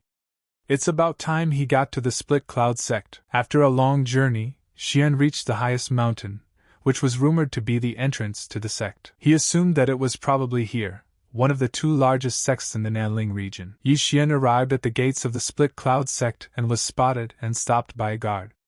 The guard looked at Yi Xian suspiciously and asked, "Brother, why did he come here?" Wanting to report back, Yi Xian replied, slightly embarrassed by his shabby appearance. "It's been 2 months since the recruitment, and he's only coming in now. Does he have any papers with him?" The guard, noticing Yi Xian's tattered clothes, said that it looked like he had been robbed on the road. "Yeah, something happened," Yi Xian admitted, scratching the back of his head awkwardly and averting his gaze. He thought that he would have to hide his spare clothes in the devouring space. He handed the guard a token with a golden emblem, confirming his status as a disciple of the sect. "Here," he said, hoping it would convince the guard. The guard carefully examined the token and nodded, saying that it was indeed a disciple token. At this moment, as if materializing out of thin air, a person teleported out of the sect gate, emitting a powerful aura. "Senior Brother Ning," the guard greeted him, bowing his head slightly in respect. Ning, casting a disdainful glance at Yi Xian and examining him, thought that he was a beggarly ragamuffin. Pointing at Yi Xian with a contemptuous gesture, he exclaimed, "Nu, what are you doing? Some beggar wanders under their gate, and he's chatting with him?" Ning's voice was ringing with indignation. "Brother Ning came to them as an apprentice, he has a token," the guard tried to explain, looking at Ning hopefully. Ning, hitting the guard on the head, said with a cold chuckle, "What do you think he would believe that?" Ning, not wanting to hear any explanation, said to look at him. "He's in rags, like a beggar." "Get him out of here quickly," he said in a cold voice. The guard asked Brother Ning to calm down. Suddenly, out of nowhere, a girl appeared and she said in a firm voice, glaring at Nina, telling him not to bully the students. Ning said Sister Guan, she had misunderstood everything. He was just teaching an inept outer disciple how to do his job. Next to the girl was a man who asked Brother Ning, he had already come down from the mountains, right? Yi Xian, watching what was happening, thought that this girl was at the peak of the 7th level of martial arts. The guy beside her, on the other hand, was only at the middle of this level. His stance and breathing gave Yi Xian away that he had not yet reached the limit of his ability. Considering Ning, it turned out that he had met 3 people with level 7 in such a short period of time. He didn't expect anything less from the dissected Cloud sect. Okay, this was even more interesting. The girl looked at Yi Xian and felt a tremendous power surrounding him. He has such a strong aura, she thought. Ning, already irritated, asked Nu, "Why is that beggar still here?" His voice sounded hoarse and threatening, with a clear intolerance in it. Losing patience, Yi Xian asked, "Is he even deaf?" He had said what he came for. His voice became sharper, and he could feel the tension building up in it. Ning shifted and walked towards Yi Xian, asking how dare he talk to him like that. "Are you tired of living?" Yi Xian, having easily dodged Ning's punch, instantly assessed the situation. His movements were smooth and precise. Guan, watching what was happening, thought that one should not judge a book by its cover. He was at the peak of the 7th level of martial arts. Yi Xian, gathering all his strength, powerfully struck Ning, his fist like lightning, crushing his opponent. The punch was precise and powerful. The impact threw Ning back with such force that he broke the railing and found himself on the edge of a huge chasm. Everyone anxiously looked at Ning, and were shocked by what had happened. His state of balancing on the edge of the abyss caused them fear and anxiety. Yi Xian, dangling above the abyss and holding Ning by his cloak, said, "You should be more careful, brother. They are at the top of the 10,000 phantoms. If you fall, you won't be able to count your bones," he said sarcastically. Ning shouted, "Get him back up!" Yi Xian, pretending not to understand, asked, "What are you saying?" "The wind is strong. I can't hear anything." Ning's heart beat faster. As he realized how close he was to falling, he admitted he was wrong. "I was wrong. Only God forbid pull." Yi Xian, having complied with the request, pulled Ning back and threw him to the ground. A moment later Ning was safe. The man standing next to Guan angrily said, "And his guts are not thin since he dared to bully his man." He looked at Yi Xian suspiciously and added that something told him that he was an enemy sent to their sect. The guard interjected and said, "Brother Lu, there has been a misunderstanding." The guard handed the man a badge and said that he had come to their cult. "There's even proof of that." The man took the token, looked at it with contempt, and without hesitation, shattered it into pieces that scattered on the ground like small shards. The girl was surprised. Her eyes widened in shock when she saw the man crumble the token. Yi Xian was angry. He didn't expect such bold behavior from a stranger. The man slammed his fist into the guard's face and said with rage in his voice, "Is he even blind?" This was definitely a spy sent by their enemies. "He almost killed Ning as well." "Ning, we'll deal with him alone," the man said, and a powerful aura of energy flashed across their bodies. Sparks sparked around them, and the air was filled with tension. Guan, with anxiety in her voice, turned to her companions and said, "Guys, wait. All the tokens are issued by Elder Gong. Let's just ask him." The man, along with Ning, attacked Xian, angrily stating that they would do just that. Beat him up and take him to the Elder. Their intentions were clear, and they clenched their fists, preparing to attack. Ning, using his most powerful technique combined with the strength of a man, shouted, "Accept your fate." Their auras flashed brightly, filling the air with tension and ominous energy. In the next second, Xian disappeared, and Ning and the man were in complete shock. They didn't have time to realize what had happened, but Xian was already behind them, quickly grabbing their heads and slamming them against each other with force. Shock and confusion instantly enveloped them. Guan, watching what was happening, involuntarily thought that they wouldn't even be able to handle it together. Xian lifted the man by his collar and coldly said, "You bastard, he broke the token. Does he even realize the mistake he made?" His voice sounded threatening and his eyes glittered with rage. A stern voice behind them said, "Stop. What's going on here?" Xian looked at the elder who appeared and replied, "Elder, he came to the sect and these guys decided to test the strength of his cultivation.